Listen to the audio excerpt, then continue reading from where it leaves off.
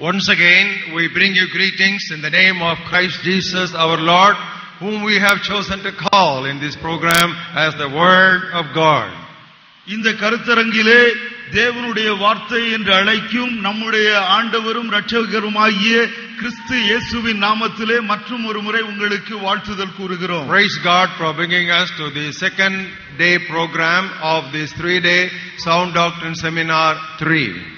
இந்த மூன்றாம் ஆரோக்கிய உபதேச கருத்தரங்கின் இரண்டாம் நாள் நிகழ்ச்சிக்கு நம்மை கொண்டு வந்த தேவனுக்கு நான் நன்றி செலுத்துகிறேன். Praise God for all the lessons that God has enabled us to learn from His holy word through His Holy Spirit in the company of His holy people all through yesterday.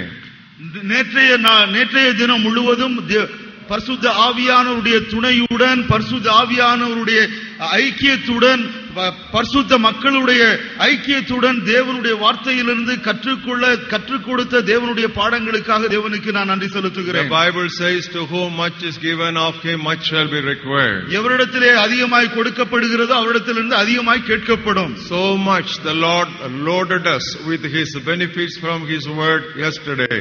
நேற்றைய தினத்திலே தேவன் தம்முடைய வசனமாகிய பொக்கிஷத்திலிருந்து அதிகமாக நம்மை நிரப்பி இருக்கிறார். And the Lord expects that we would remain faithful and fruitful in His vineyard.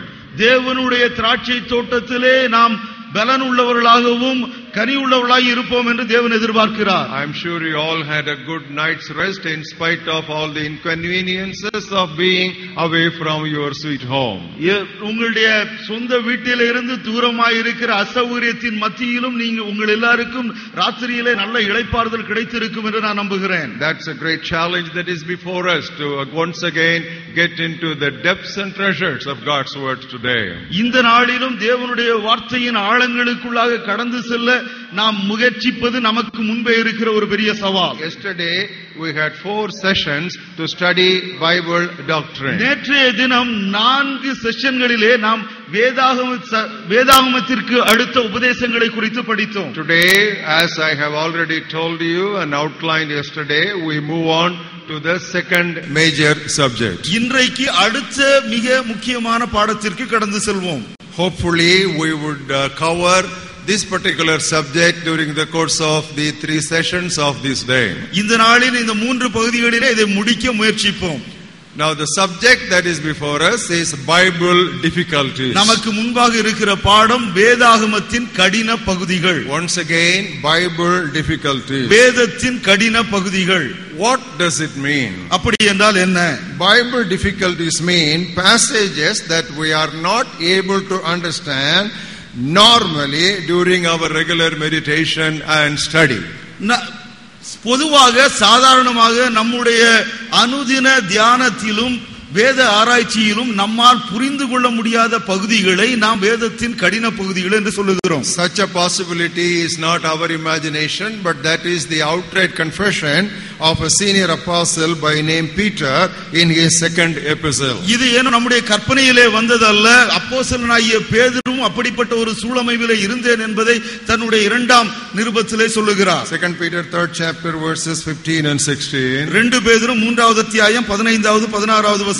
He says, our brother Paul, our beloved brother Paul, according to the wisdom given to him, has written to you as also in all his epistles, speaking in them of these things of which are some things hard to understand, which those who are untaught and unstable twist to their own destruction, as they do also the rest of the scriptures. மேலும் நம்முடைய கர்த்தரின் நீடிய பொறுமையை ரட்சிப்பென்று எண்ணுங்கள். நமக்கு பிரியமான சகோதரனாகிய பவுலும் தனக்கு அருளப்பட்ட ஞானத்தினாலே இப்படியே உங்களுக்கு எழுதியிருக்கிறான். எல்லா நிருபங்களிலும் இவைகளை குறித்து பேசியிருக்கிறான். அவன் சொன்னவைகளில் சில காரியங்கள் அறிகிறதற்கு அரிதாயிருக்கிறது. கல்லாதவர்களும் உறுதி இல்லாதவர்களும் மற்ற வேத வாக்கியங்களை புரட்டுகிறது போல தங்களுக்கு கேடு வரத்தக்கதாக இவைகளையும் புரட்டுகிறார்கள். Peter, by any standard, was an apostle of splendid revelations. நாம் எப்படி சொன்னாலும் அப்போஸ்தலனாகிய பவுல் அதிகமான வெளிப்பாடுகளை பெற்றுக்கொண்ட ஒரு அப்போஸ்தலன். The revelations God gave to Paul were quite different from the revelations God gave to Peter. பவுலுக்கு தேவன் கொடுத்த வெளிப்பாடுகள் பேதுருவுக்கு கொடுத்த வெளிப்பாடை விட வேறுபட்ட ஒன்று. Nevertheless, we know the foundational revelation about the foundation for the Church of Jesus Christ, we all know, was given to Apostle Peter, and God gave him the keys of the kingdom.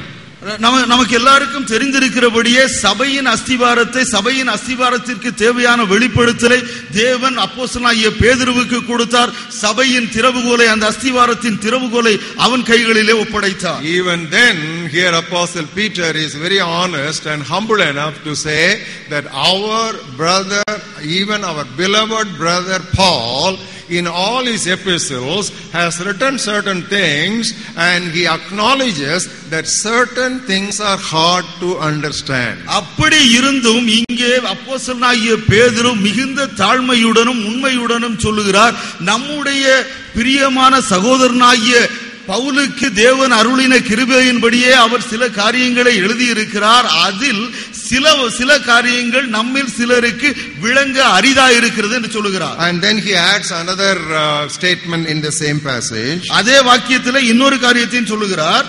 Some passages are hard to understand, so what people do is, instead of properly understanding those hard passages, they are trying to twist the scriptures as they do with the rest of the scriptures. சில காரியங்கள் அறிகிறதுக்கு அரிதா இருக்கிறது, அதனாலே மக்கள் என்ன செய்கிறார்கள் என்று சொன்னால், அதை சரியாக அறிந்து கொள்வதற்கு பதிலாக அதை தங்கள் வசதிக்கேற்க புரட்டுகிறார்கள். Now that's what exactly we are not supposed to do, and that is the beginning of what we are going to do today. இப்படிப்பட்ட புரட்டுதலை நாம் செய்யக்கூடாது. அதைத்தான் இந்த நாளின் கருத்தரங்கிலே முதலிலேயே உங்களுக்கு சொல்ல விரும்புகிறேன். Now you should not think that there are hard things to understand only in Paul's writings. பவுலுடைய எழுத்துக்களிலே மாத்திரம்தான் கடினமான பகுதிகள் இருக்கிறது என்று நினைக்க வேண்டாம். If you look at this passage carefully, he says as they do with the rest of the scriptures. இந்த ஒரு வேத பாகத்தை வாசிக்கிற பொழுது மற்ற வேத வாக்கியங்களுக்கு அவர்கள் செய்கிறது போல என்று சொல்கிறார். So what is the lesson that we have from this passage? இந்த பகுதியிலிருந்து நாம் படித்துக் கொள்கிற பாடம் தான் என்ன? Some passages in the Bible are difficult to understand. வேத புத்தகத்தில் இருக்கிற சில பகுதிகள் புரிந்து கொள்வதற்கு கடினமானதுதான். Lesson number 2. இரண்டாவது பாடம், we should not twist the passages to suit our convenience. நம்முடைய வசதிக்கு ஏற்ற வண்ணம் வேத வாக்கியங்களை நாம் புரட்டக்கூடாது. Now there are so many reasons as to why we find the Bible difficult in certain places. சில பகுதிகளிலே வேதம் ஏன் கடினமானதாக இருக்கிறது என்று சொல்வதற்கு अनेक காரணங்கள் உண்டு. And this morning I am going to present before you 16 reasons why the Bible presents so many difficulties to an average reader. ஒரு சராசரியாக வேதத்தை வாசிக்கிறவர்களுக்கு வேதத்திலே கடினமான பகுதிகள் இருப்பதற்கான 16 காரணங்களை இந்த காலை வேளையிலே உங்கள் முன்பே நான் வைக்க விரும்புகிறேன். And most of them I have learned from my own experience, and I have put them here in proper order.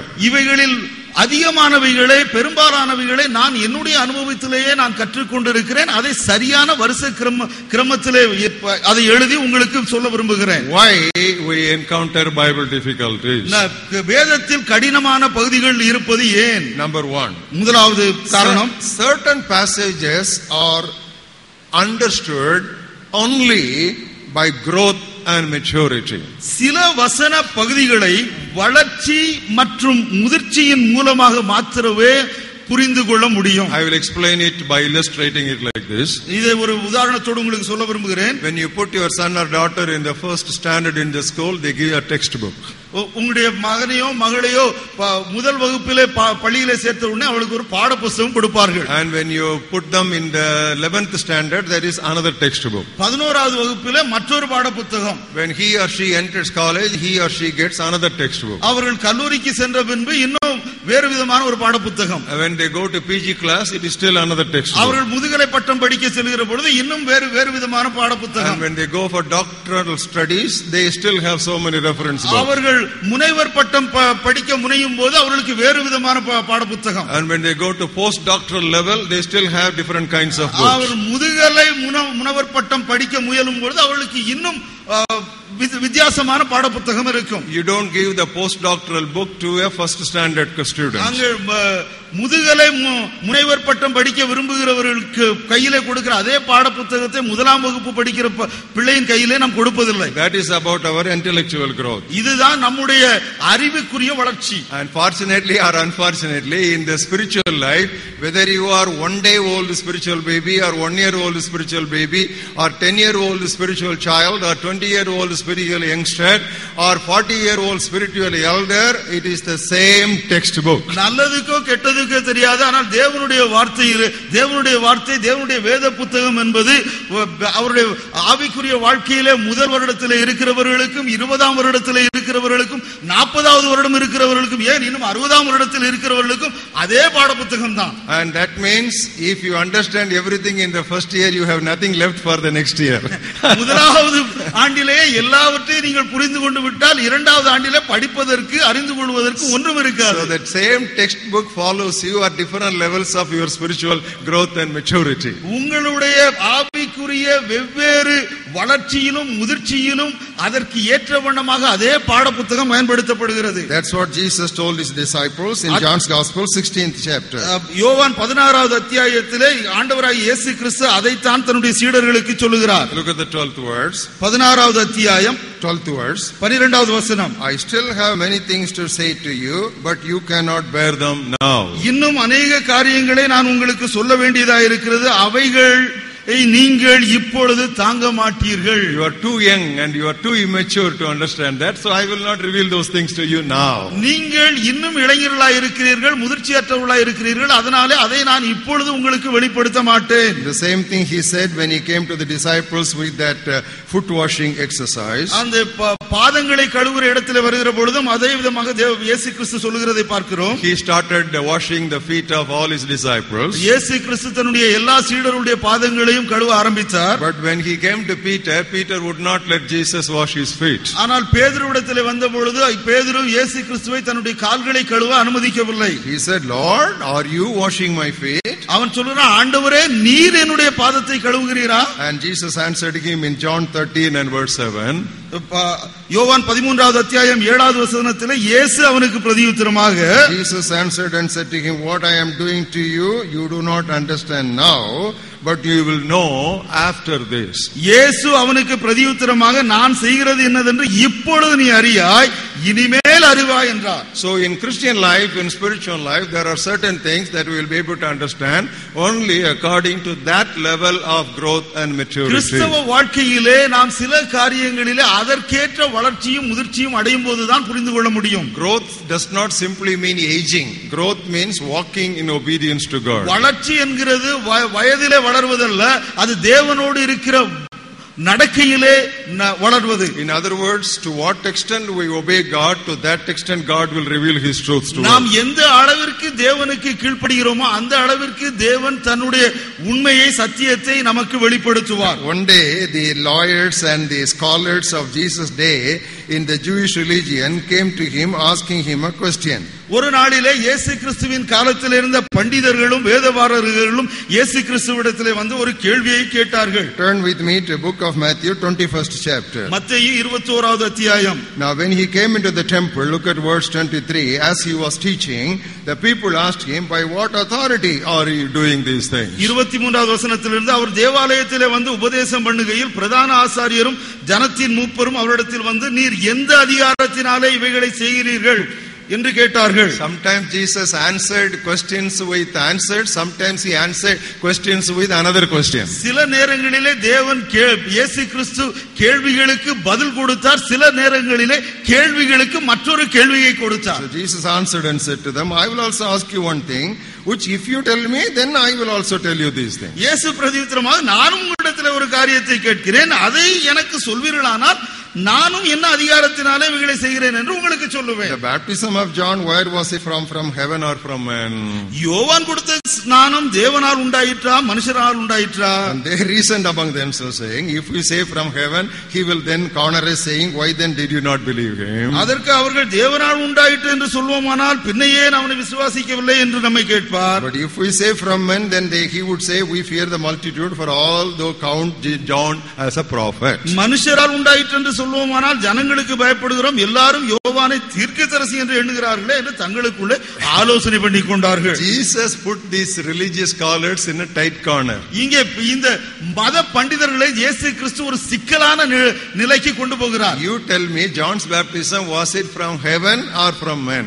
யோவான் ஸ்நானனுடைய ஞான ஸ்நானம் பரலோகத்தில் பரத்திலிருந்து வந்ததா இல்லை என்றால் மனுஷனிடத்திலிருந்து வந்ததா? நீங்கள் எனக்கு சொல்லுங்கள். Either way you answer the question, you are trapped. நீங்கள் எந்த விதமாக பதில் சொன்னாலும் நீங்கள் இங்கே வலையிலே சிக்கிக் கொண்டீர்கள். The problem was these people did not obey John's baptism. ஏனென்று சொன்னால் இந்த மக்கள் யோவான் ஸ்நானனுடைய அந்த ஞான ஸ்நானத்திற்கு கீழ்ப்படியவில்லை. If it has been come from heaven, then he will ask, then why didn't you get baptized? ஒருவேளை அவர்கள் பரலோகத்திலிருந்து வந்தது என்று சொன்னால் நீங்கள் ஏன் அதற்கு கீழ்ப்படியவில்லை என்று கேட்பார். And then Jesus answered and told them, I will not tell you by what authority I do these things. இயேசுவுக்கு அப்பொழுது அவர் நானும் என்ன அதிகாரத்தினாலே இவளை செய்கிறேன் என்று உங்களுக்கு சொல்லேன் என்றார். In other words, to what extent you obey God, to that extent only God will reveal his truths to you. எந்த அளவிற்கு நீங்கள் தேவனுடைய வார்த்தைக்கும் தேவனுக்கும் கீழ்ப்படுகிறீர்களோ அந்த அளவிற்கு தான் தேவன் தன்னுடைய சத்தியத்தை உங்களுக்கு வெளிப்படுத்துவார். If there are arrears in your life over obedience of truths that have been already revealed to you, why should God waste his time and energy dumping you with further revelation? ஏற்கனவே தேவன் கொடுத்த வெளிப்படுத்துதலுக்கு கீழ்ப்படியாத அநேக அக்கவுண்ட்ஸை நீங்கள் settle பண்ணாமல் வைத்திருப்பீர்கள் என்று சொன்னால் தேவன் ஏன் இன்னும் அதிகமான வெளிப்படுத்துதலை உங்களுக்கு கூடுதலாக கொடுக்க வேண்டும்? That's what Jesus said in John's Gospel 7th chapter and 17th verse. அதைத்தான் யோவான் நற்செய்தி நூல் 7வது அத்தியாயம் 17வது வசனத்திலே ஆண்டவராகிய இயேசு கிறிஸ்து சொல்லுகிறார். If anyone wants to do his will, he shall know concerning this doctrine. அவருடைய சித்தத்தின்படி செய்ய மனதுள்ளவன் எவனோ அவன் இந்த உபதேசம் தேவனால் உண்டாயிருக்கிறது. Many times we simply want to know, we don't want to do. அநேக நேரத்திலே நமக்கு சும்மா அதை தெரிந்து கொள்ள விரும்புகிறோமே ஒழிய அதற்கு கீழ்ப்படிய முனைவதில்லை. Jesus did not say if you want to know you will get revelation. Jesus says if you want to do you will get revelation. இயேசு கிறிஸ்து நீங்கள் தெரிந்து கொள்ள விரும்புவீர்கள் என்றால் உங்களுக்கு தெரிந்து கொள்ள விரும்புவீர்களானால் உங்களுக்கு வெளிப்படுத்துதல் கிடைக்கும் என்று சொல்லவில்லை. நீங்கள் கீழ்ப்படிய விரும்புவீர்களானால் உங்களுக்கு வெளிப்படுத்துதல் கிடைக்கும். So beloved, to what extent we walk in consistent obedience with God, according to that growth and maturity only we will understand the Bible. நாம் எந்த அளவிற்கு தேவனோடு தொடர்ந்தேர்ச்சியாக நெடுகவே நடந்து கொண்டு வருகிறோமோ அந்த அளவிற்கு தான் தேவனுடைய சத்தியத்தின் வெளிப்பாடு நமக்கு கிடைக்கும். Reason number 2 why we find certain passages difficult to understand in the Bible. வேதத்திலே நாம் புரிந்து கொள்ள முடியாத கடின பகுதிகள் இருப்பதற்கு இன்னும் இரண்டாவது காரணம். Sometimes the difficulties are due to the fact that we forget the almightiness of God. சில சமயங்களிலே கடின பகுதிகளுக்கு காரணம் தேவன் சர்வ வல்லமை உள்ளவர் என்பதை நாம் மறந்து விடுவதே. Yesterday I made a reference to that. இதை நான் நேற்றைய தினத்திலே குறிப்பிட்டேன். I told you the almightiness of God gives to us a beautiful canvas for the understanding of the development of the prophetic and biblical picture.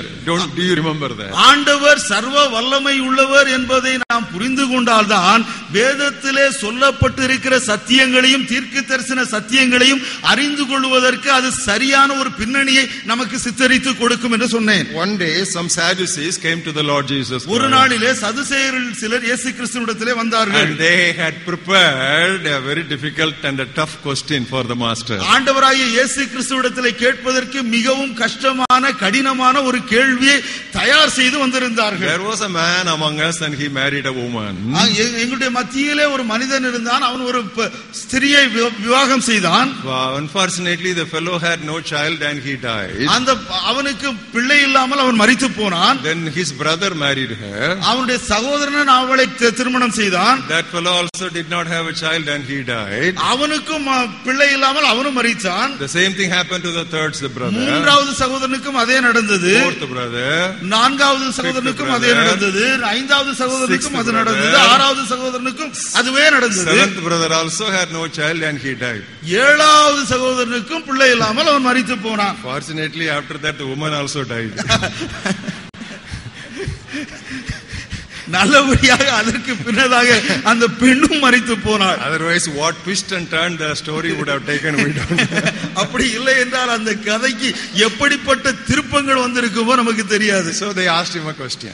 ஆகையினால அவர்கள் ஒரு கேள்வியை கேட்டார்கள். In resurrection, whose wife this woman would be? உயிர்த்தெழுதலின் நாளிலே இந்த பெண் யாருடைய மனைவியாக இருப்பாள்? What was Jesus' answer? இயேசு கிறிஸ்துவினுடைய பதில் என்ன? Matthew 22 and verse 29. மத்தேயு 22:29. Jesus answered and said to them, "You are mistaken because you do not know the scriptures nor the power of God."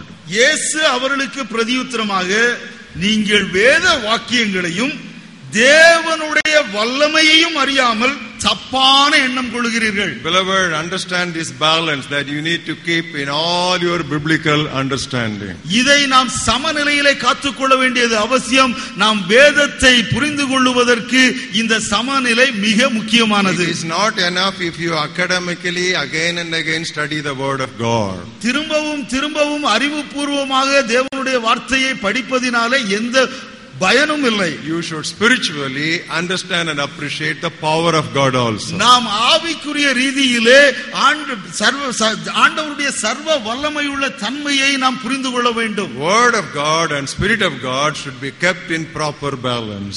தேவனுடைய வார்த்தையும் தேவனுடைய ஆவியானவரும் சரியான சமநிலையிலே வைக்கப்பட வேண்டும். That's what you are seeing here in this logo. இங்கே கொடுக்கப்பட்டிருக்கிற இந்த படத்திலே நாம் அதைத்தான் பார்க்கிறோம். Now that is the logo of Sound Doctrine Seminar number 3. இங்கே ஆரோக்கிய உபதேச கருத்தரங்கு 3வதுடைய சின்னம் அது. Now you see the word of God and the Spirit of God representing the power of God. தேவனுடைய வார்த்தையும் ஆவியானவரும் தேவனுடைய வல்லமையை குறிப்பிடுகிறதை நாம் பார்க்கிறோம். Now that was exactly the picture of Sound Doctrine Seminar 2. ஆரோக்கிய உபதேச கருத்தரங்கு 2 சின்னமும் இதுவாகவே இருந்தது. There was a thick Bible on which a dove was sitting. ஒரு கட்டியான ஒரு வேதாகமத்தின் மேலே புறா உட்கார்ந்திருந்தது. And in Sound Doctrine Seminar 1 also the similar logo. முதல் கருத்தரங்கிலும் இதே சின்னத்தை பார்த்தோம். A Bible was open, one side it is the word and the other side a dove was flying. ஒரு வேதாகம் திறக்கப்பட்டிருந்தது, ஒரு பக்கத்திலே தேவனுடைய வார்த்தை, அடுத்த பக்கத்திலே புறாவானது பறந்து கொண்டிருந்தது. So in 1997 and 2007 and now in 2012 for the Sound Doctrine Seminar, the logo has got the same theme which Jesus told the Sadducees here. You are mistaken, not knowing the word of God and the power of God. Hold both in proper balance. 1997 ஆண்டிலும் 2007வது ஆண்டிலும் இங்கே 2012வது ஆண்டிலும் இந்த கருத்தரங்கிற்கு இதே ஒரு சின்னமாக நாம் பயன்படுத்துகிறோம். அங்கே தேவனுடைய வார்த்தையும் தேவனுடைய ஆவியானவரும் ஒரே சமநிலையிலே தேவ வல்லமையின் கீழ் வைக்கப்பட வேண்டும். And you are going to become a mother. நீ ஒரு கற்பம் தரிந்து ஒரு பிள்ளையை பெறுவாய். Now how can this be? இது எப்படி ஆகும்? I do not know. How can I understand this? நான் இதை எப்படி புரிந்து கொள்ள முடியும் என்று எனக்கு தெரியவில்லை. Now that difficult question can be understood only one way. அந்த கடினமான கேள்வியை ஒரே ஒரு முறையில் தான் நாம் அறிந்து கொள்ள முடியும். No biological answer. அது எந்த விதமான பயாலஜிக்கல் பதிலும் அதற்கு கிடைக்காது. And there is no scientific answer. அங்கே விஞ்ஞான ரீதியிலே எந்த பதிலும் இல்லை. But there is a spiritual answer. ஆனால் அங்கே ஆவிக்குரிய பதில் உண்டு. What is a spiritual answer? அந்த ஆவிக்குரிய பதில் என்ன? The Holy Ghost shall come upon you. உன்னதமானவருடைய பலன் பரிசுத்த ஆவியானவர் உன் மீது நிழலிடுவார். And the power of the highest shall overshadow you. உன்னதமானவருடைய பலம் உன் மீது நிழலிடும். And what did Mary say immediately? உடனடியாக மரியாள் என்ன சொன்னார்? I don't understand but I accept it. எனக்கு ஒன்றும் புரியவில்லை, ஆனால் நான் ஏற்றுக்கொள்கிறேன். Beloved, in Bible study it is first acceptance and then understanding. வேதத்தை படிக்கிற காரியத்திலே முதலாவது ஏற்றுக்கொள்ளுதல், பின்பு அதை அறிந்து கொள்வது. First you accept it, first you embrace it, first you take it in, first you believe it, then you will understand it. முதலாவது நீங்கள் அதை ஏற்றுக்கொள்ளுங்கள், அதை அணைத்துக் கொள்ளுங்கள், அதை விசுவாசியுங்கள், பின்பு அதை நீங்கள் புரிந்து கொள்வீர்கள். Any difficult passage that you come across in the Bible, superscribe it with that words, nothing is impossible with God. நீங்கள் வேதத்திலே கடந்து வருகிற எந்த விதமான கடின பகுதியாக இருந்தாலும் அதற்கு மேலே நீங்கள் மிக தெளிவாக எழுதிவிடுங்கள், தேவனாலே கூடாத காரியம் ஒன்றுமில்லை. The same truth is given to us in a different style in Psalm 62 and verse 11. இதே சத்தியத்தை சங்கீதக்காரன் 62வது அத்தியாயம் 11வது வசனத்திலே வேறு விதமாக சொல்லுகிறார். Psalm 62 and verse 11. சங்கீதம் 62:11. God has spoken once and twice I have heard this. தேவன் ஒரு தரம் விளம்பினார், இரண்டு தரம் கேட்டிருக்கிறேன். Power belongs to God. வல்லமை தேவனுடையது என்பதே. What does it mean? என்ன அர்த்தம்? Once God said power belongs to God. ஒரு முறை தேவன் சொன்னார் வல்லமை தேவனுடையது என்று. Every time you read the Bible, let it keep on echoing in your mind. Once God spoke, twice I heard. Let it keep on echoing in your mind. Every page of the Bible that you read, let it keep echoing, ringing in your ears. Power belongs to God. Power belongs to God. All things are possible to God. Nothing impossible with God. You understand? Then you understand the Bible better.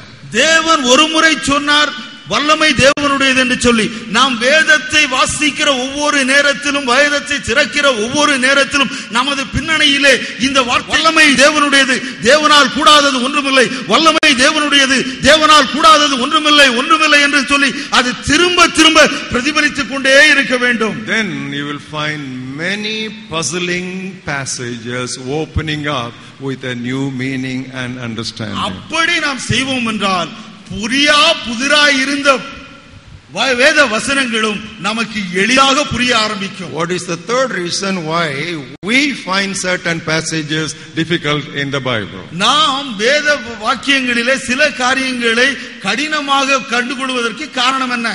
What is the third reason? மூன்றாவது காரணம் என்ன? What God revealed in the past, especially in the Old Testament, was not complete. முன்னாட்களிலே குறிப்பாக பழைய ஏற்பாட்டிலே தேவன் வெளிப்படுத்தினவைகள் இன்னும் முழுமை அடையவில்லை. Now turn with me to book of Hebrews first chapter. எபிரேயர் முதலாவது அத்தியாயத்திற்கு வாருங்கள். Now it is a passage which is very familiar to most of us. நம்ம எல்லாருக்கும் மிக அறிமுகமான ஒரு வசனம் இது. Hebrews first chapter. எபிரேயர் முதலாவது அத்தியாயம். We'll read the first verse. முதலாவது வசனத்தை வாசிக்கிறேன். God at various times in many portions and different ways spoke in time past to the fathers by the prophets. பூர்வ காலங்களிலே பங்கு பங்காகவும் வகை வகையாகவும் தீர்க்கதரிசிகளின் மூலமாய் பிதாக்களுக்கு திருவுளம் பற்றின தேவன். So when you read the Old Testament, நாம் பழைய ஏற்பாட்டை வாசிக்கலாம். Each chapter is not a complete revelation. அங்க இருக்கிற ஒவ்வொரு அத்தியாயமும் முழுமையான முழுமை பெற்ற ஒரு வெளிப்படுத்தல் அல்ல. Each is in portion. ஒவ்வொன்றுமே பங்கு பங்காக வெளிப்படுத்தப்பட்டிருக்கிறது. In Genesis a portion of revelation.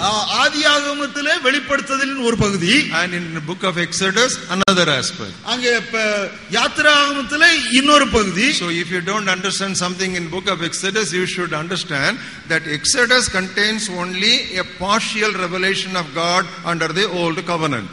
ஒருவேளை யாத்திராம புத்தகத்தை நீங்கள் வாசிக்கிற பொழுது அங்கு ஏதோ ஒரு காரியத்தை நீங்கள் புரிந்து கொள்ள முடியாவிட்டால் அப்பொழுது நாம் நம்முடைய நினைவில் வைத்துக் கொள்ள வேண்டியது என்னவென்று சொன்னால், இந்த பழைய ஏற்பாட்டின் புத்தகத்திலே, இந்த யாத்திராகமத்தின் புத்தகத்திலே தேவன் ஓரளவிற்கு தான் சில காரியங்களை வெளிப்படுத்தி இருக்கிறாரே ஒழிய முழுமையான வெளிப்பாடு இல்லை. What you don't understand in Exodus, it is very likely you may understand in book of Leviticus. யாத்திராகமத்திலே புரியாதது ஒருவேளை லேவியராகமத்திலே புரியலாம். What you don't understand in Pentateuch, you may perhaps understood in book of Psalms. பஞ்சாகமத்திலே நாம் புரிந்து கொள்ளாததை நாம் ஒருவேளை சங்கீத புத்தகத்திலே புரிந்து கொள்ளலாம். What you don't understand in book of Psalms, perhaps you will understand in the prophets. சங்கீத புத்தகங்களிலே நாம் புரிந்து கொள்ளாத தீர்க்க தரிசன புத்தகங்களிலே புரிந்து கொள்ளலாம். Even if you put all the 39 books of the Old Testament together, what you don't understand, you will have to come to the New Testament to understand it. ஒருவேளை பழைய ஏற்பாட்டில் இருக்கிற 31 புத்தகங்களை ஒன்றாக கூட்டி படித்தாலும் புரிந்து கொள்ளாத காரியத்தை புரிந்து கொள்வதற்கு நாம் புதிய ஏற்பாட்டிற்கு வர வேண்டும். So we need to study the Old Testament in the light of the New Testament. ஆகவேதான் நாம் பழைய ஏற்பாட்டை புதிய ஏற்பாட்டின் வெளிச்சத்திலே படிக்க வேண்டும். That means we should compare scripture with scripture, only then the passage will be clear. அப்படி என்றால் என்ன அர்த்தம்? வசனத்தோடு வசனத்தை நாம் ஒத்து படிக்க வேண்டும். அப்பொழுதுதான் நாம் காரியங்கள் நமக்கு தெளிவாக புரியும். There is a statement which I have perhaps made umpteen number of times. நான் अनेक முறை சொன்ன ஒரு கூற்று உண்டு. The New Testament is concealed in the Old Testament. புதிய ஏற்பாடு பழைய ஏற்பாட்டில் மறைந்திருக்கிறது. And the Old Testament is revealed in the New Testament. புதிய ஏற்பாடு பழைய ஏற்பாடு புதிய ஏற்பாட்டில் மலர்ந்திருக்கிறது. Once again, திரும்ப சொல்லுகிறேன், the New Testament is concealed in the Old Testament. புதிய ஏற்பாடு பழைய ஏற்பாட்டிலே மறைந்திருக்கிறது.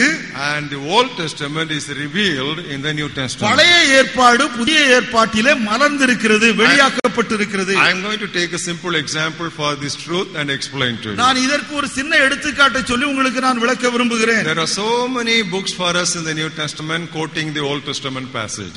நம்ம புதிய ஏற்பாட்டிலே அநேக புத்தகங்கள் பழைய ஏற்பாட்டிலிருந்து மேற்கோள்கள் காட்டுகின்றன. And the maximum number of references of the Old Testament are available in the book of Romans. ஆனால் இந்த பழைய ஏற்பாட்டிலிருந்து அதிகமான மேற்கோள்களை நாம் ரோமர் புத்தகத்திலே பார்க்கிறோம். Now we are going to give out a sheet to all of you and then I will explain to you what we are trying to say. நான் உங்களுக்கு ஒரு பிரதியை கொடுக்க விரும்புகிறேன், அதற்கு பின்பு அதை நான் விளக்குகிறேன். Each of you take a copy. It is available only in English.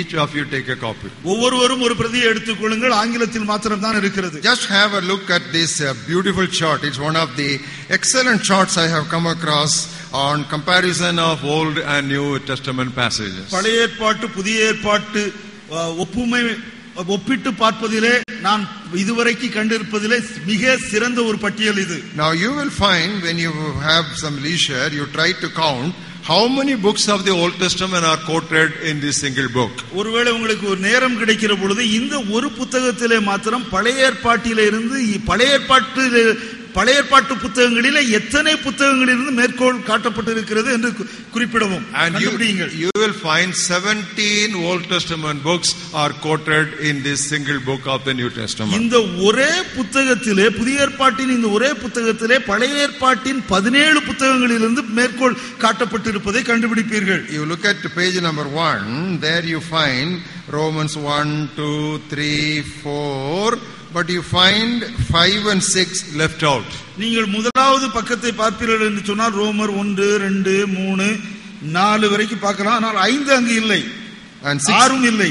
And also when you come towards the end of the second page, the 16th chapter is not there. நீங்கள் இரண்டாவது பக்கத்தின் முடிவிற்கு வருவீர்கள் என்று சொன்னால் 16வது அத்தியாயமும் அங்கு இல்லை. But I have found there are references to the chapters 5 and 6 and 16 also in the Old Testament, which this particular the one who prepared this particular table has somehow left out. இந்த பட்டியலை தயாரித்தவர் ஒருவேளை விட்டுவிட்ட அந்த 5, 6, 16வது அத்தியாயங்களிலும் பழைய ஏற்பாட்டிலிருந்து மேற்கோள்கள் இருக்கிறது. Now which are all the references in chapter 5 and chapter 6?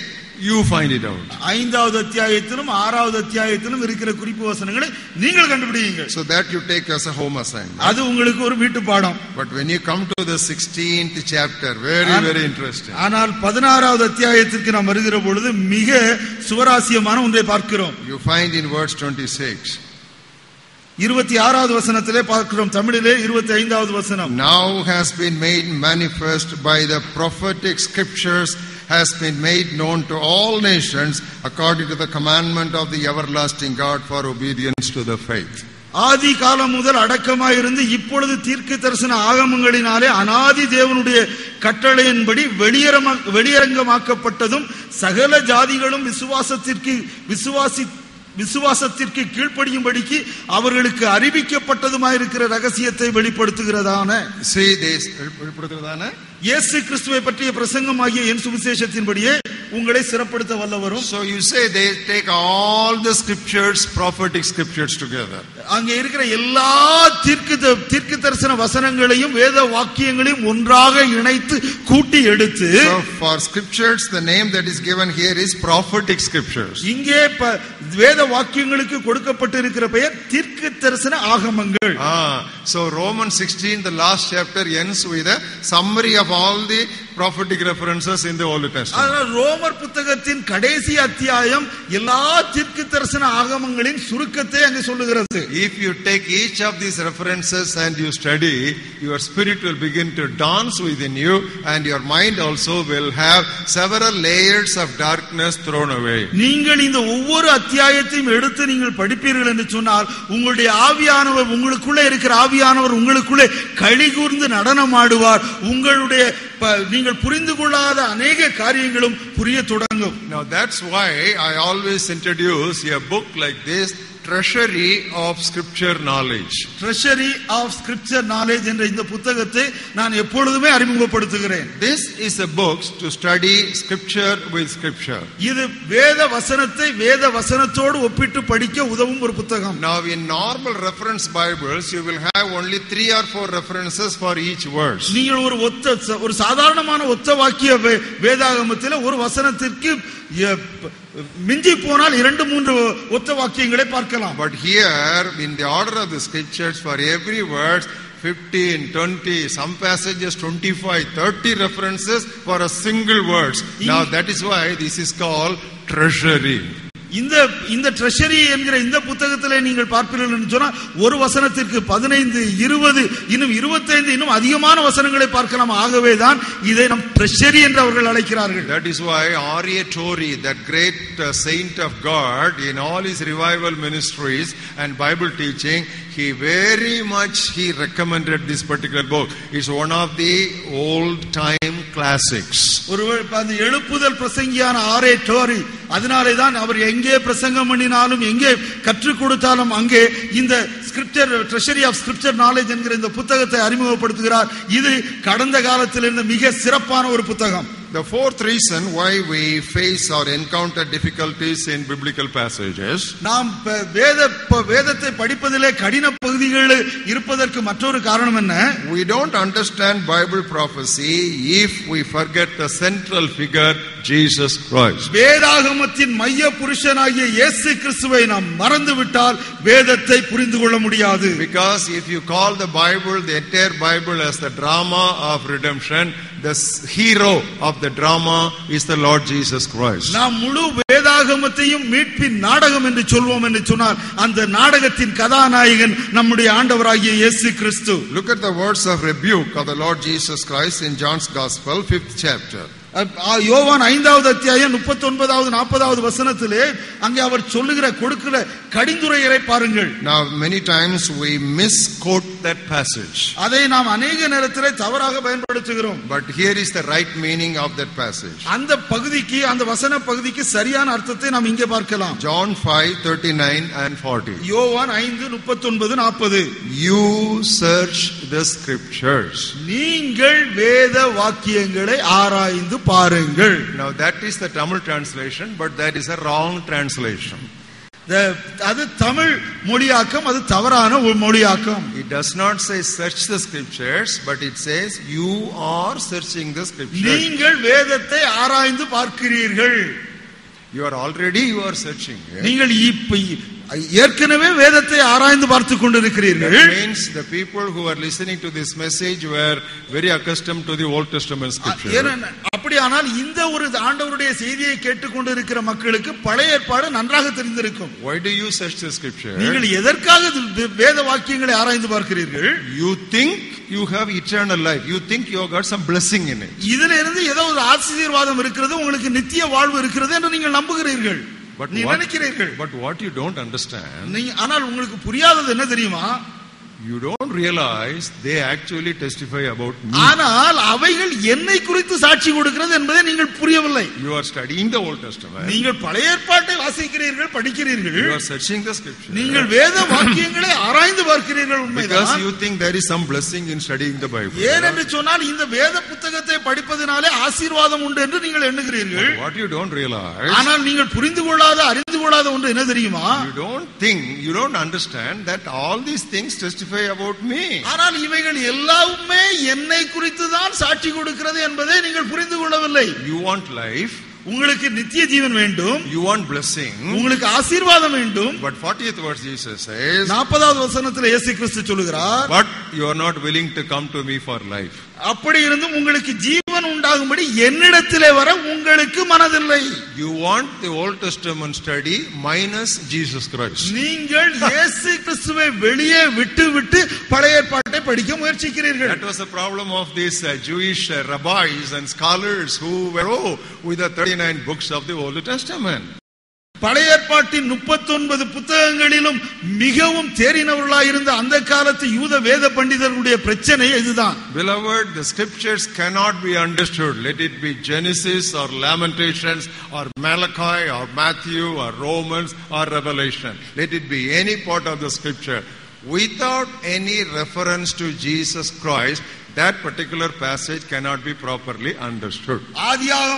ஆதியாகமமாக இருக்கட்டும், இல்லை என்று சொன்னால் புலம்பலாக இருக்கட்டும், லேவியராகமமாக இருக்கட்டும், இல்லை என்று சொன்னால் ரோமர் புத்தகமாக இருக்கட்டும், வெளிப்படுத்தல் புத்தகமாக இருக்கட்டும், ஆனால் ஆண்டவராகிய இயேசு கிறிஸ்துவை ஏற்றுக்கொள்ள மனதில்லை என்று சொன்னால் அதை எத்தனை முறை படித்தாலும் அதை நாம் புரிந்து கொள்ள முடியவே முடியாது. There was an IAS official from the country of Ethiopia. எத்தியோப்பியாவிலிருந்து ஒரு IAS அதிகாரி வந்தார். He was an ardent student of the scriptures. அவர் வேத வாக்கியங்களை மிக கிரமமாக படிக்கிறவர், ஆழமாக படிக்கிறவர். He loved the scriptures so much. Even when he was traveling on the desert over the chariot, not our Benz car, but chariot which will go up and down in the climate and the topographical condition of the Mediterranean land, you know how it would have been jolting. Even then, taking and opening the long scroll of book of Isaiah, he was reading it in the journey. அவர் வேத புத்தகத்தை எவ்வளவு அதிகமாய் நேசித்தார் என்று பார்ப்பீர்கள் என்று சொன்னால், அவர் பாலைவனத்திலே கரடு முரடான பாதையிலே ஒரு பென்ஸ் கார்ல இல்ல ஒரு ரதத்திலே போகிற பொழுது உங்களுக்கு நன்றாக தெரியும். அப்பொழுது ரதத்திலே போகும்போது அது அங்கும் இங்குமாக ஆடி இருக்கும். அந்த கடினமான பயணத்தின் மத்தியிலே இவர் தோல் சுருளை எடுத்து தன்னுடைய பயணத்திலே அதை வாசித்தார். அந்த அளவிற்கு வேதத்திலே பிரியமுள்ளவராக இருந்தார். He was searching the scriptures, but he did not know when Philip asked him, whom do you think the prophet is writing about? Do you understand anything? அவர் வேத வாக்கியங்களை ஆராய்ந்து பார்த்து கொண்டிருந்தார். ஆனால் அங்கே பிலிப்பு அவரிடத்திலே இந்த தீர்க்கதரிசி யாரை குறித்து சொல்லுகிறான் என்று உமக்கு தெரியுமா என்று சொன்ன பொழுது தெரியாது என்று சொல்கிறார். He said, I don't know. How will I know unless somebody tells me? ஒருவன் எனக்கு போதிக்காவிட்டால் எப்படி எனக்கு தெரியும் என்று சொல்கிறார். Then he said, the hero of the drama is Jesus Christ. உடனடியாக பிலிப்பு சொன்னான், அந்த நாடகத்தின் கதாநாயகன் வேறு ஒருவரும் இல்லை, இயேசு கிறிஸ்துதான். The previous moment, that intelligent IAS guy, what he could not understand, he understood it. In the very next moment, he not only understood it, he came down from his chariot and he became a baptized believer. அந்த மிக பெரிய மனிதனாகிய அறிவு நிறைந்த மனிதனாகிய அந்த IAS அதிகாரிக்கு அந்த வேத வாக்கியத்தை அறிந்து கொள்ள முடியவில்லை. ஆனால் அந்த பிலிப்பு அதை அவனுக்கு விளக்கி சொன்ன உடனே அதை அவன் புரிந்து கொண்டது மாத்திரமல்ல, உடனடியாகவே ரதத்திலிருந்து இறங்கி ஞான ஸ்நானம் பெற ஆயத்தமானான். So many dark passages in the Bible brighten up instantly, instantaneously, the moment we bring the central figure Christ to that spot. வேதத்திலே மிக கடினமான பகுதிகள் உடனடியாகவே நமக்கு மிகவும் புரிகிற ஒரு பகுதியாக ஆகும். எப்பொழுது தெரியுமா?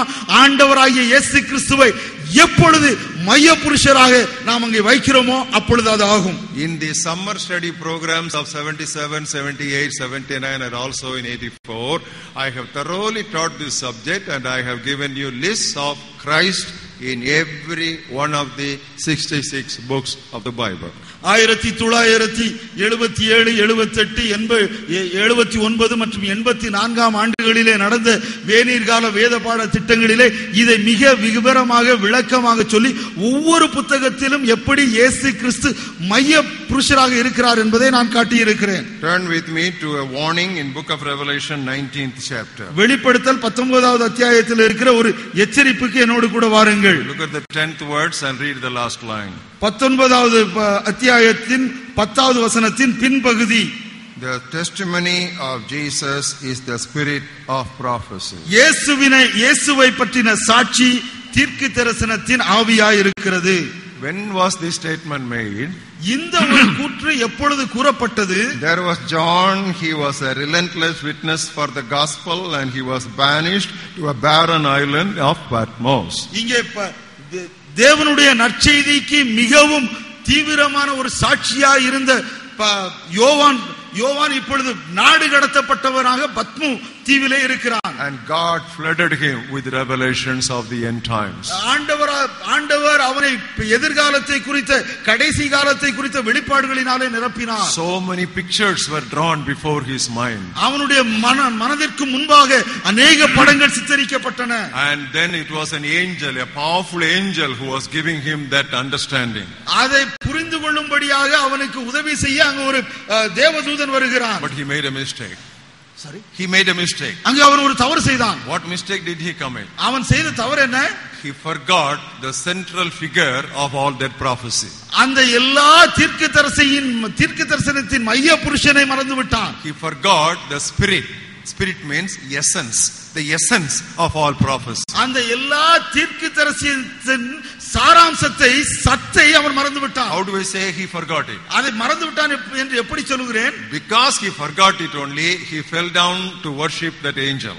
அதை மறந்து விட்டதினாலே தான் அவன் தேவதூதனின் காலின் முன்பாக விழுந்து வணங்கினான். In other words, even a person like John was distracted from the understanding of the centrality of the Lord Jesus Christ. யோவானை போன்ற ஒரு மனிதனும் கூட வேத புத்தகத்தின் மைய புருஷனாய் இருக்கிற இயேசு கிறிஸ்துவை மையமாக வைப்பதில் இருந்து கவனத்தை ஈர்க்கப்பட முடியும் என்பதை நாம் இங்கு பார்க்கிறோம். When you lose sight of the centrality of Christ in the scriptures, you become very hazy and then the whole thing becomes shabby. நீ கிறிஸ்து இயேசுவே வேதத்தின் மையம் என்பதை நாம் மறந்து விட்டோம் என்று சொன்னால் நமக்கு வேதம் மந்தும் மங்கலுமாக காணும். Now that's what exactly the problem of Apostle Peter also. பேதுருவினுடைய பிரச்சனையும் அதே. He was sidetracked by Moses and Elijah. அவன் மோசே மற்றும் எலியாவின் மூலமாக கவனம் சிதறடிக்கப்பட்டான். You know, instead of getting fixed on the centrality of Christ, he got sidetracked to Moses and Elijah. அங்க இயேசு மைய புருஷனாகிய இயேசு கிறிஸ்துவின் மீது இருக்க வேண்டிய அவனுடைய பார்வை மோசே மற்றும் எலியாவின் மீது திசை திருப்பப்பட்டது. And there was another correction. அங்கே ஒரு மற்றொரு திருத்தம். So you find, beloved, on the reading of the scripture, always hold the Lord Jesus Christ as the central figure. ஆகவேதான் வேதாகமத்தை படிக்கிற பொழுதெல்லாம் வேதாகமத்தை புரிந்து கொள்ள வேண்டும் என்று சொன்னால் எப்பொழுதுமே இயேசு கிறிஸ்துவை மையமாக வைத்திருக்க வேண்டும். You know, many times people come into a lot of difficulties with one of the difficult books in the New Testament, that is book of Hebrews. அநேக நேரங்களிலே அநேகர் வேதாகமத்திலே மிக கடினமான புத்தகமாக இருக்கிற இந்த எபிரேயர் புத்தகத்திலே அநேக கடினங்களை பார்க்கிறார்கள். They pick up some details here and there and they just get boggled down. அவர்கள் அங்கும் இங்கும் இருந்து சில தகவல்களை எடுத்து அவர்கள் மனம் குழம்பி போகிறார்கள். I am going to give you a simple secret of understanding book of Hebrews. இந்த எபிரேயர் புத்தகத்தை புரிந்து கொள்வதற்கு ஒரு எளிதான ரகசியத்தை சொல்ல விரும்புகிறேன். That is given in Hebrews 8th chapter verse 1. அது எபிரேயர் 8வது அத்தியாயம் 1வது வசனத்திலே சொல்லப்பட்டிருக்கிறது. If you have that key, it becomes easy for you to enter into all the rooms of the house. உங்கள் கையிலே சாவி இருக்கும் என்று சொன்னால் அந்த கட்டடத்தின் எல்லா அறைகளுக்குள்ளும் மிக எளிதாக நீங்கள் நுழைந்து விடலாம். What is the key? அதற்கு அங்கே சாவி வசனம், திறவுகோல் வசனம் என்ன? Look at the first verse. முதலாவது வசனம். This is the main point of the things that we are saying. We have such a high priest. சொல்லியவைகளின் முக்கியமான பொருள் என்னவெனில், முக்கியமான பொருள் என்னவெனில், you underline that. That is the central figure. முக்கியமான பொருள் என்னவெனில், அதுதான் மைய பொருள். அதை அடிக்கோடிட்டுக் கொள்ளுங்கள். பரலோகத்தில் உள்ள மகத்துவ ஆசனத்தின் வலது பாரிசத்தில் உட்கார்ந்திருக்கிறவருமாய் பரிசுத்த. We have such a high priest. நமக்கு ஒரு பிரதான ஆசாரியர் உண்டு. அது 2வது வசனத்தில் இருக்கிறது. நமக்கு ஒரு பிரதான ஆசாரியர் இருக்கிறார். அவ்வளவுதான். That's the main thing. If you want to understand book of Hebrews, the main point is, are you able to understand? The main point is, முக்கியமான பொருள் என்னவென்றால் நமக்கு ஒரு பிரதான ஆசாரியர் உண்டு. If you leave that, then it will be all damaging. நீங்க ஒருவேளை அதை நழுவ விட்டோம் என்று சொன்னால் எல்லாவற்றையுமே நழுவ விட்டு விடுவோம். Suppose you don't have the key for a house. ஒருவேளை ஒரு வீட்டிற்கு சாவி நம்மிடத்தில் இல்லை என்றால் what will you do? நீங்கள் என்ன செய்வீர்கள்? He will try to break the lock or the all drop. ஒருவேளை பூட்டை நாம் உடைக்க முயற்சி செய்வோம். Suppose you are not able to do it because that lock is made in Jalandhar. ஒருவேளை ஜலந்தரிலே செய்யப்பட்ட பூட்டா இருந்தால் அதை உடைக்க முடியாவிட்டால், then you will try to break the window panes. ஒருவேளை அதை உடைக்க முடியவில்லை என்று சொன்னால் ஜன்னல் கதவுகளை உடைக்க முயற்சி செய்வோம். And after you enter there, you will not be able to open the main hall. அதன் மூலமாக உள்ளே சென்ற பின்பும் அங்க இருக்கிற முக்கிய அந்த ஹாலை உங்களால் திறக்க முடியாது. Then again you will do some humbug. அதுக்கு பிறகு இன்னும் சில காரியங்களை செய்வோம். So like that the whole thing will be messy. எல்லாமே வெறும் குழப்பம் தான். But if you have the key, ஆனால் திறவுகோல் உங்கள் கையில் இருக்குமானால், you will gently go and open it. நீங்கள் நிதானமாய் சமாதானமாய் அழகாக அதை திறப்பீர்கள். The main point to open the book of Hebrews is we have a high priest. You open it, then you enter into all the rooms gracefully. இந்த எபிரேயர் புத்தகத்தை திறப்பதற்கு நம்ம கையில இருக்க வேண்டிய திறவுகோல் என்ன என்று சொன்னால், நமக்கு ஒரு பிரதான ஆசாரியன் உண்டு. அதை வைத்து திறந்தால் மிக அழகாக சந்தோஷமாக எளிதாக எல்லா அறைகளுக்குள்ளும் போய் வரலாம். So whatever you don't understand in the remaining 12 chapters of book of Hebrews, 13 chapters are there, and you leave out this 8th chapter. What you want to understand from the other 12 chapters of the Bible, especially the book of Hebrews, you tie up everything to the central person. I'm trying to paint a picture before your mind. So you tie up everything to the central figure, then everything falls in place.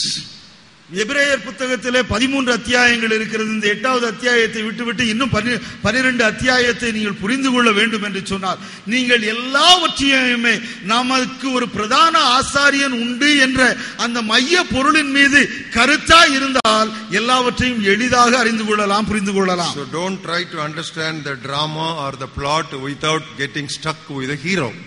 ஆகவேதான் அதனால்தான் அந்த நாடகத்தின் கதையையோ வேறு காரியங்களையோ கதாநாயகன் இல்லாமல் புரிந்து கொள்ள முயற்சிக்க வேண்டாம்.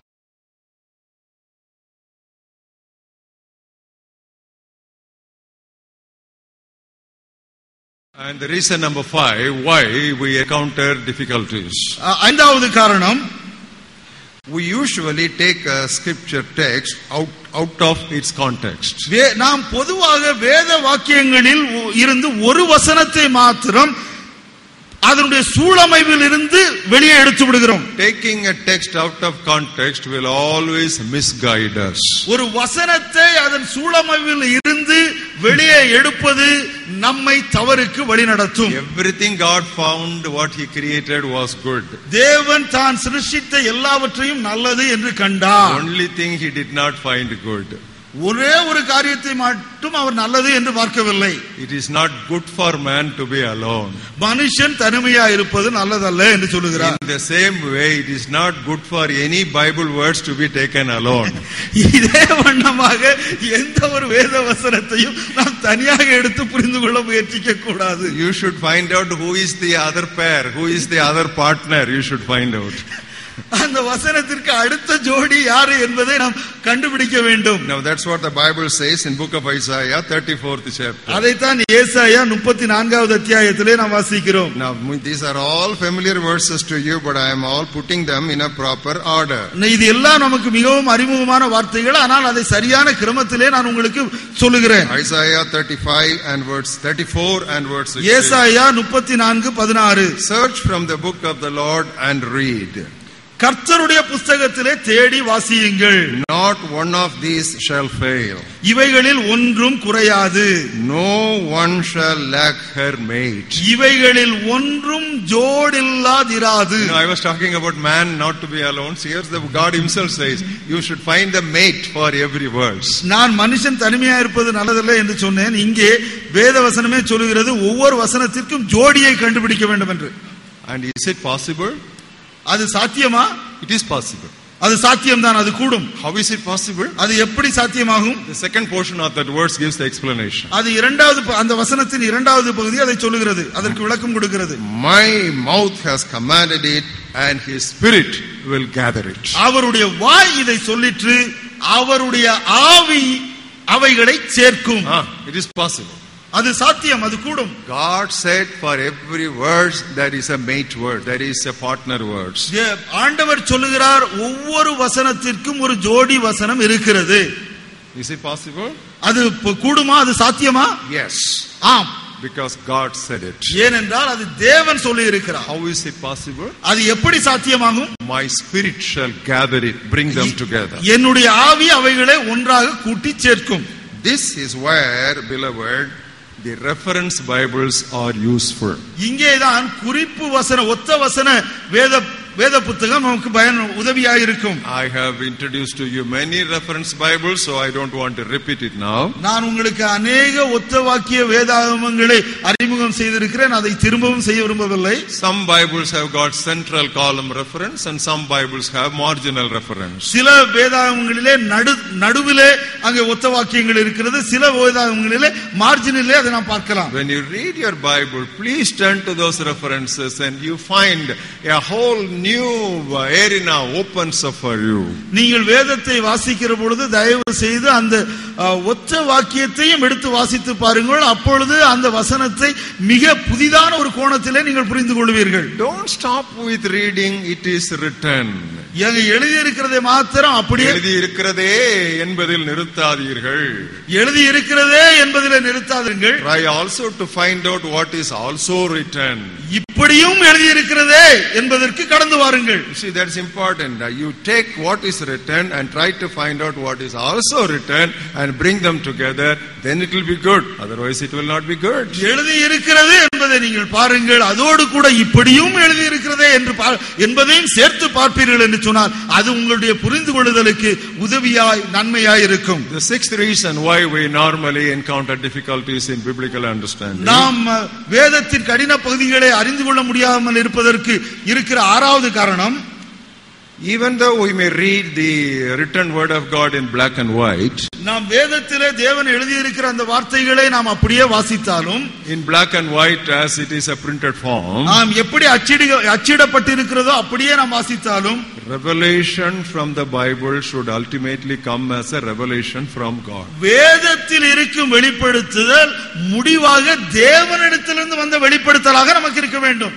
God is not going to reveal things to us out of the sky, but he is revealing things to us out of his scriptures. தேவன் ஆகாயத்திலிருந்து நமக்கு காரியங்களை வெளிப்படுத்துவதில்லை, ஆனால் தேவனுடைய வார்த்தையிலிருந்து வேத வாக்கியங்களிலிருந்து அவர் காரியத்தை வெளிப்படுத்துகிறார். So even though you may be analyzing the Bible, you should always expect a divine revelation. நீங்கள் வேதாகமத்தை ஆராய்ந்து பார்த்தாலும் நீங்கள் எப்பொழுதுமே தெய்வீக வெளிப்பாட்டை எதிர்பார்க்க வேண்டும். Now that's what we have in 1 Corinthians 2nd chapter, a passage which we have frequently referred to. நாம் அதைத்தான் 1 கொரிந்தியர் 2வது அத்தியாயத்திலே பார்க்கிறோம். அந்த வசனத்தை அடிக்கடி நாம் குறிப்பிட்டிருக்கிறோம். 1 Corinthians 2nd chapter, reading from the 9th verse.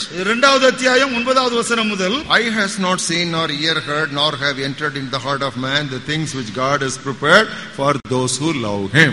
எழுதி இருக்கிறபடி தேவன் தம்மில் அன்பு கூறுகிறவர்களுக்கு ஆயத்தம் பண்ணினவைகளை கண் காணவும் இல்லை, காது கேட்கவும் இல்லை, அவைகள் மனுஷனுடைய இருதயத்தில் தோன்றவும் இல்லை. There are so many explanations about our future blessings written in the Bible.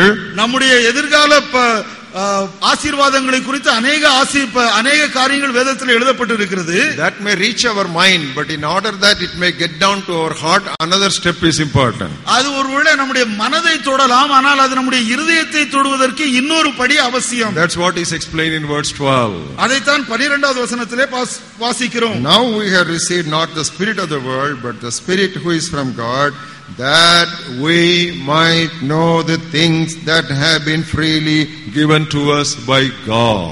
நாங்களோ உலகத்தின் ஆவியை பெறாமல் தேவனால் எங்களுக்கு அருளப்பட்டவைகளை அறியும்படிக்கு தேவனிடத்திலிருந்து புறப்படுகிற ஆவியையே பெற்றோம். Not what we read, but what we are able to understand.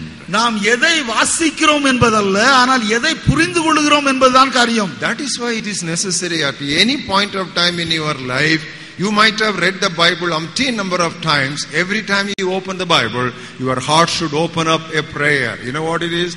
Lord, open my eyes of understanding that I may behold the wondrous things of your word. ஆகவேதான் ஒருவேளை நாம் வேதாகமத்தை பல முறைகள் படித்திருந்தாலும் ஒவ்வொரு முறையும் வேதாகமத்தை நாம் திறக்கிற பொழுதெல்லாம் கண்களை திறந்தருளும். So every time you open the Bible, immediately whisper that prayer. Lord, open my eyes of understanding that I may behold the wondrous things from your word. It is in the word. It is printed in the word. It is black and white in the word. But for me to understand, open my eyes of understanding. ஆகவேதான் நாம் வேதத்தை திறக்கிற பொழுதெல்லாம் இது அச்சடிக்கப்பட்ட வார்த்தையாய் உம்முடைய வார்த்தையினுடைய கையிலே இருந்தாலும் தேவனே உம்முடைய அதிசயங்களை பார்க்கும்படிக்கு என்னுடைய கண்களை திறந்தருளும் என்ற ஜெபத்துடன் நாம் முன்னேறி செல்ல வேண்டும். Was it not the experience of the disciples who were going to Emmaus?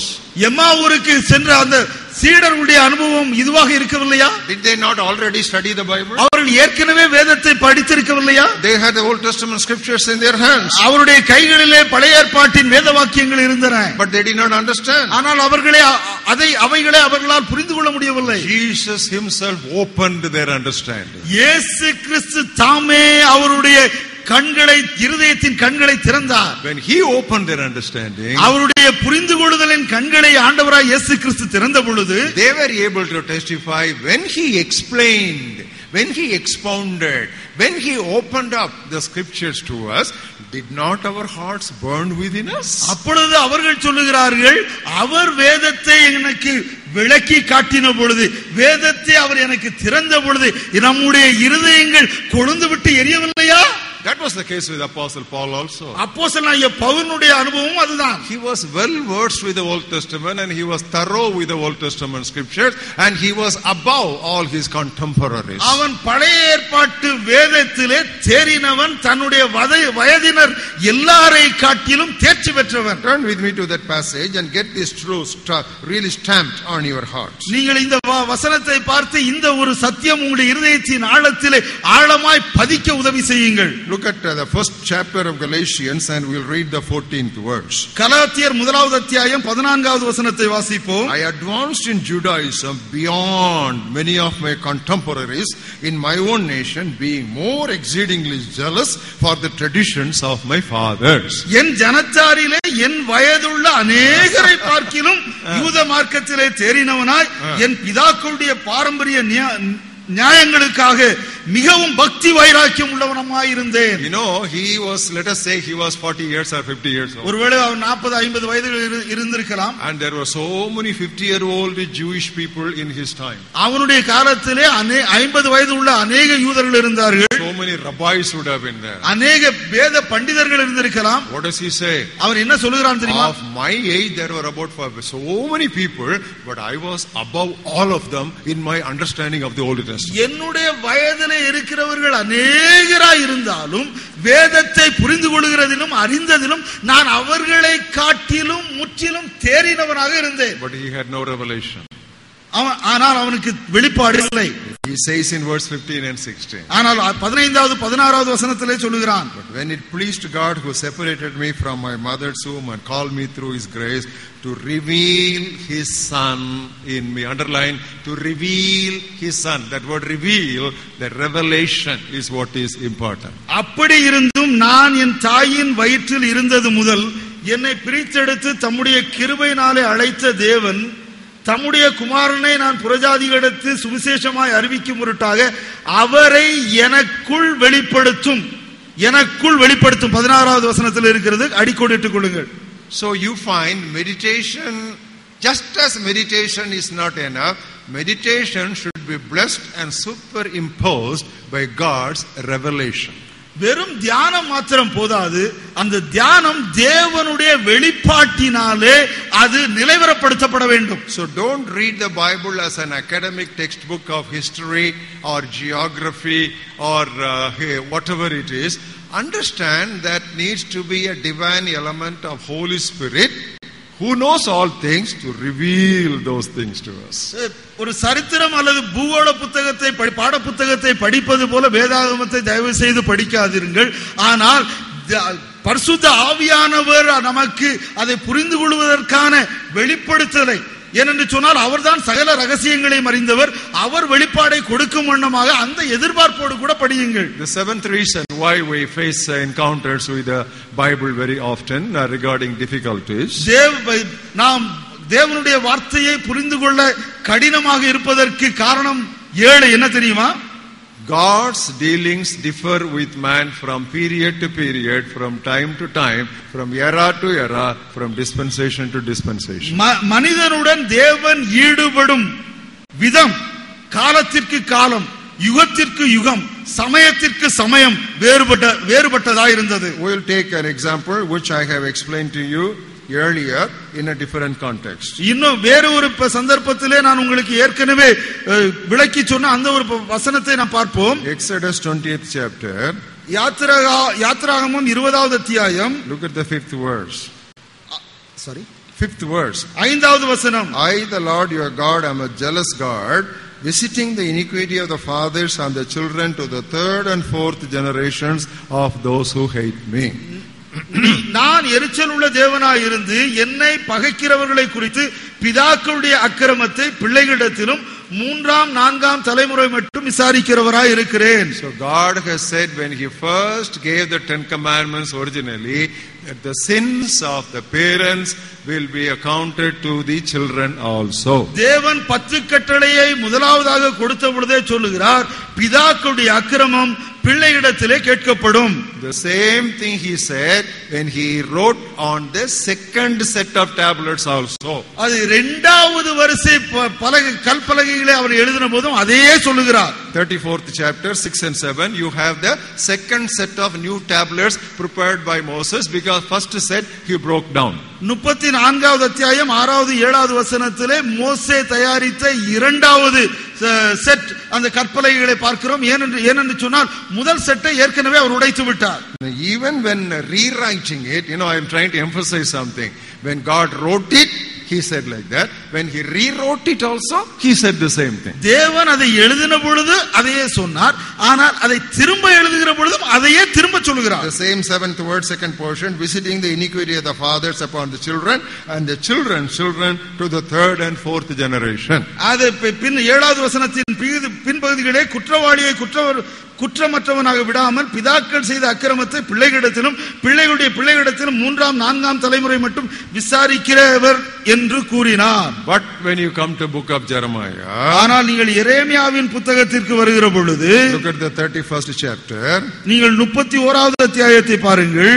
If you look at verses 29 to 31, நீங்கள் 29வது வசனம் முதல் 31வது வசனம் வரை இருக்கிற வசன பகுதியை பார்ப்பீர்கள் என்று சொன்னால், in those days you shall say no more, the fathers have eaten sour grapes and the children's teeth are set on edge. பிதாக்கள் திராட்சை காய்களை தின்றார்கள், பிள்ளைகளின் பற்கள் கூசி போயின என்று அந்நாட்களிலே சொல்ல மாட்டார்கள். Everyone shall die for his own sin. அவனவன் தன் அக்கிரமத்தின் நிமித்தமே சாவான். Every man who eats the sour grape, his teeth alone shall be set on edge. எந்த மனுஷன் திராட்சை காய்களை தின்பானோ அவனுடைய பற்களே கூசி போகும். Because from next words God speaks about the new covenant. ஏனென்று சொன்னால் அடுத்த வசனத்திலே இருந்து புதிய உடன்படிக்கையை குறித்து ஆண்டவர் பேசுகிறார். Now this is what many people don't understand.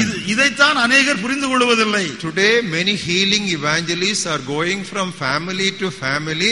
When praying for their problems, they tell them, brother, sister, you have a generational curse, you have a generational sin that is passing. I will pray for you to break that generational chain of curse. இன்றைக்கு குணமளிக்கும் ஊழியம் செய்கிறவர்கள் என்று பெயர் பெற்றிருக்கிற நற்செய்தியாளர்கள் குடும்பமாக சென்று அவரிடத்தில் சொல்லுகிறது, உங்களுடைய குடும்பத்திலே பாரம்பரியத்திலிருந்து வந்த அந்த சாபம் இருக்கிறது, அந்த சாபத்தை முறிப்பதற்காக நான் ஜெபம் பண்ணுவேன் என்று சொல்லுகிறார்கள். Such a thing is sheer religious nonsense. அது மார்க்கத்திலே காணப்படுகிற சுத்தமான முட்டாள்தனம், புத்தியீனம். Because there is no generational curse for those who are in the new covenant. நாம் புதிய உடன்படிக்கைக்கு கீழ் இருக்கிறவர்களுக்கு பாரம்பரிய சாபம் இல்லவே இல்லை. In the old covenant it was there, but under the new covenant each man shall be responsible only for his own sins. பழைய உடன்படிக்கையிலே அது இருந்தது, ஆனால் புதிய உடன்படிக்கையிலே அவனவன் பாவத்திற்கு பதில் சொல்ல வேண்டும். So don't give your head to somebody who is going to break the generational curse. He won't break the generational curse, he will break your head. ஆகவேதான் பாரம்பரிய சாபங்களை முறிக்கிற அந்த பிரசங்கிகளுக்கு உங்கள் தலையை கொடுக்காதீர்கள், அவர் பாரம்பரிய சாபங்களை முறிக்க மாட்டார், உங்க மண்டையை உடைச்சிருவார். This I explained very much in detail in Sound Doctrine Seminar 2. இதை ஆரோக்கிய உபதேச கருத்தரங்கு 2 மிக தெளிவாக நான் சொன்னேன். Another example. இன்னொரு எடுத்துக்காட்டு. Some people came to the Lord Jesus Christ. சிலர் ஆண்டவராகிய இயேசு கிறிஸ்துவிடத்தில் வந்தார்கள். They said, is it all right for us to write a note of divorce and send our wife away? தள்ளுதல் சீட்டை கொடுத்து நம்முடைய மனைவியை நாம் வீட்டுக்கு நாம் தள்ளிவிடலாமா?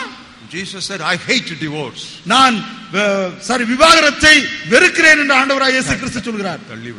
தள்ளிவிடுதலை வெறுக்கிறேன் என்று ஆண்டவர் சொல்கிறார். Then they immediately asked him. அவர் உடனடியாக இயேசு கிறிஸ்துவிடத்தில் கேட்டார். Then why did Moses say, because Moses is the authority for them, why did Moses say that if you don't like your wife for whatever reason, write a note and send her away? அப்படியானால் மோசே அவர்களுக்கு மிக முக்கியமான ஒரு நபர். மோசே ஏன் உங்களுக்கு வேண்டும் என்று சொன்னால் ஒரு தள்ளுதற் சீட்டை கொடுத்து உங்களுடைய மனைவியை தள்ளிவிடலாம் என்று சொல்லுகிறார். And Jesus' answer gives us a tremendous lesson. இயேசு கிறிஸ்துவினுடைய அந்த பதில் நமக்கு ஒரு மிக முக்கியமான பாடத்தை கற்றுக் கொடுக்கிறது. Matthew 19th chapter. மத்தேயு 19வது அத்தியாயம். We'll read verses 7 and 8. 7வது 8வது வசனங்கள். They said, why did Moses command us to give us certificate of divorce and put her away? அப்படியானால் தள்ளுதற் சீட்டை கொடுத்து அவளை தள்ளிவிடலாம் என்று மோசே ஏன் கட்டளையிட்டார் என்றார்கள். Jesus said to them, அதற்கு அவர், Moses, because of the hardness of your hearts, permitted you to divorce your wives. உங்கள் மனைவிகளை தள்ளிவிடலாம் என்று உங்கள் இருதய கடினத்தின் நிமித்தம் மோசே உங்களுக்கு இடம் கொடுத்தார், இல்லை என்று சொன்னார் அனுமதி கொடுத்தார். But from the beginning it was not so. ஆனால் ஆதி முதலாய் இப்படி இருக்கவில்லை. Are you able to see a beautiful picture? இங்கே ஒரு நேர்த்தியான ஒரு சித்திரத்தை உங்களால் பார்க்க முடிகிறதா? On one side the perfect will of God, the other side the permissive will of God. ஒரு பக்கத்திலே தேவனுடைய பரிபூரண சித்தம், இன்னொரு பக்கத்திலே அனுமதி சித்தம். In one time, that was during Moses, the permissive will of God allowed because he was dealing with a very difficult, stiff-necked people. மோசேயின் காலத்திலே இந்த அனுமதி சித்தம் அனுமதிக்கப்பட்டது ஏன் என்று சொன்னால் அவர் முரட்டாட்டம் உள்ள மனிதர்களோடு கூட விவகாரம் செய்து கொண்டிருந்தார். There the law was written on the tablets of stone. அங்கே நியாயப்பிரமாணமானது கற்பலகையிலே எழுதப்பட்டது. But now today the law of God is written not on tablets of stone but in the heart of flesh. ஆனால் இன்றைக்கு தேவனுடைய நியாயப்பிரமாணம் கற்பலகைகளில் அல்ல, ஆனால் நம்முடைய இருதயத்திலே எழுதப்பட்டிருக்கிறது. That day it was written by ink, but today it is written by the Spirit. அன்றைக்கு அது மையினாலே எழுத்தினாலே எழுதப்பட்டது, ஆனால் இன்றைக்கு ஆவியினாலே எழுதப்பட்டிருக்கிறது. From the beginning it was not so. It was a temporary permission given for a particular period, but the perfect will of God is that God hates divorce. ஆனால் ஆதி முதல் அப்படி இருக்கவில்லை. ஆனால் ஒரு குறிப்பிட்ட காலத்திற்காக, இந்த குறிப்பிட்ட காலத்திற்கென்று தேவன் கொடுத்த ஒரு அனுமதி சித்தம். ஆனால் தேவன் தள்ளுதலை வெறுக்கிறார். That's why Jesus again and again. ஆகவேதான் இயேசு கிறிஸ்து திரும்ப திரும்ப சொல்கிறார், you have heard told about Moses that this is how you are supposed to do. இப்படித்தான் செய்ய வேண்டும் என்று சொல்லி நீங்கள் மோசேயை குறிப்பிட்டு சொல்லுகிறீர்கள். But I say unto you. ஆனால் நான் உங்களுக்கு சொல்லுகிறதாவது என்று சொல்கிறார். You know, but I say unto you, are able to see the change and the shift. ஆனால் நான் உங்களுக்கு சொல்லுகிறதாவது, அங்கே ஒரு மாற்றத்தை, ஒரு முற்றிலுமான மாற்றத்தை நாம் பார்க்க முடிகிறது. So God deals with people in different eras and dispensations and ages in various ways. வெவ்வேறு யுகங்களிலும் வெவ்வேறு காலங்களிலும் இருக்கிற மக்களோடு கூட வெவ்வேறு விதத்திலே தேவர் காரியங்களை செய்தார். The new covenant is a better covenant. இந்த புதிய உடன்படிக்கை சிறப்பான ஒரு உடன்படிக்கை, மேன்மையான உடன்படிக்கை. It is not only a better covenant, but it is a covenant that has superseded, follow my words, it has superseded that old covenant. அது மேன்மையான உடன்படிக்கை மாத்திரமல்ல, பழைய உடன்படிக்கை மீறிவிட்ட உடன்படிக்கை. Because the Old Testament was imperfect, but the New Testament through the Lord Jesus Christ is a perfect covenant. ஆனால் பழைய உடன்படிக்கை பரிபூரணமற்றது, ஆனால் புதிய உடன்படிக்கை இயேசு கிறிஸ்துவின் மூலமாக பரிபூரணமானது. This was very clearly taught in Sound Doctrine Seminar 1. இது ஆரோக்கிய உபதேச கருத்தரங்கு ஒன்றிலே இது கற்றுக் கொடுக்கப்பட்டது முதலாம் கருத்தரங்கில். Now we will move on to reason number 8 why we encounter difficulties in the biblical understanding. நாம் வேதத்தை புரிந்து கொள்வதிலே கடினங்களை நாம் எதிர்நோக்குவது ஏன் என்பதற்கு 8வது காரணத்தை நாம் பார்ப்போம். Even though the Bible is the general word of God to all men, வேதாகமம் எல்லா மனிதருக்கும் பொதுவான வேத வாக்கியமாய் இருந்தாலும் we find God's messages addressed to special groups of people here and there which are recorded here. That difference we should always bear in mind. பல வசன பகுதிகள் அங்கங்கே இருக்கிற மக்களுக்கு அவர்களுக்காகவே எழுதப்பட்டிருக்கிறதை நம் மனதிலே வைத்துக் கொள்ள வேண்டும். When Jesus spoke to Pharisees, he was not talking about resurrection because they already believed resurrection. இயேசு கிறிஸ்து பரிசேயரிடத்திலே பேசுகிற பொழுது உயிர்த்தெழுதலை குறித்து பேசவில்லை. ஏனென்று சொன்னால் அவர்கள் ஏற்கனவே உயிர்த்தெழுதலின் மீது நம்பிக்கை உள்ளவர்கள். So he was again and again talking to them about their hypocrisy. ஆகவேதான் அவரிடத்திலே அவருடைய மாய்மானத்தை குறித்து பேசுகிறார். But when Jesus was addressing Sadducees, he talked about resurrection because Sadducees did not believe in resurrection or in any spirit or in angels. ஆகவேதான் சதுசேயரிடத்திலே பேசுகிற பொழுது உயிர்த்தெழுதலை குறித்து பேசுகிறார். ஏனென்று சொன்னால் சதுசேயர்கள் உயிர்த்தெழுதலை நம்புவதில்லை, ஆவிகளை நம்புவதில்லை, தேவதூதர்களை நம்புவதில்லை. So when there were two different types of groups, the way Jesus answered their questions or mooted out his message, it was different. இப்படி இரண்டு வகையான மக்கள் இருக்கிற பொழுது ஆண்டவராகிய இயேசு கிறிஸ்து ஒவ்வொரு வகையான மக்களுக்கும் கொடுக்கிற பதில் வேறுபட்டதாக இருந்தது. Sometimes he was addressing Jews. சில நேரங்களிலே யூதர்களிடத்திலே பேசினார். Sometimes he was addressing Samaritans who were half Jews. சில நேரங்களிலே பாதி யூதர்களாய் இருந்த சமாரியரிடத்திலே பேசுகிறார். Sometimes he was addressing Gentiles. சில நேரங்களிலே புறவினத்தாரோடு கூட பேசினார். So he had three groups of people who were listening to him. அவருடைய வார்த்தையை கேட்க மூன்று பகுதியான மக்கள் இருந்தார்கள், மூன்று வகையான மக்கள் இருந்தார்கள். The same thing happens in the epistles also. நிருபங்களிலும் அதே காரியத்தை பார்க்கிறோம். Take for example book of Romans 7th chapter. ரோமர் 7வது அத்தியாயத்தை உதாரணத்திற்கு பார்ப்போம். And look at the first verse. முதலாவது வசனத்தை பார்ப்போம். ரோமர் 7:1. What does Paul say? அங்கே பவுல் என்ன சொல்கிறார்? Don't you know, brothers, for I speak to those who know the law. நியாயப்பிரமாணத்தை அறிந்திருக்கிறவர்களோடு கூட பேசுகிறேன் என்று சொல்கிறார். So you see that this particular chapter he is having the audience who are already thorough with the Old Testament law. இந்த ஒரு அத்தியாயத்தை சொல்லுகிற பொழுது அவன் அந்த பழைய ஏற்பாட்டு நியாயப்பிரமாணத்தை நன்கு தெரிந்த அவர்களை குறிவைத்து சொல்லுகிறார். Otherwise he need not write like that. I write to those who know the law. அப்படி இல்லை என்று சொன்னால் நியாயப்பிரமாணத்தை அறிந்திருக்கிறவர்களுக்கு நான் எழுதுகிறேன் என்று அவன் சொல்ல வேண்டிய அவசியம் இல்லை. Now come with me to the 11th chapter. 11வது அத்தியாயத்திற்கு வாருங்கள். And look at the 13th verse. 13வது வசனத்தை பாருங்கள். I speak to you Gentiles. புறஜாதியராகிய உங்களுடனே கூட பேசுகிறேன். You see, in one book sometimes he has got the Jewish audience in mind, another times he has got the Gentile people in mind. You see how it is alternating like an AC current.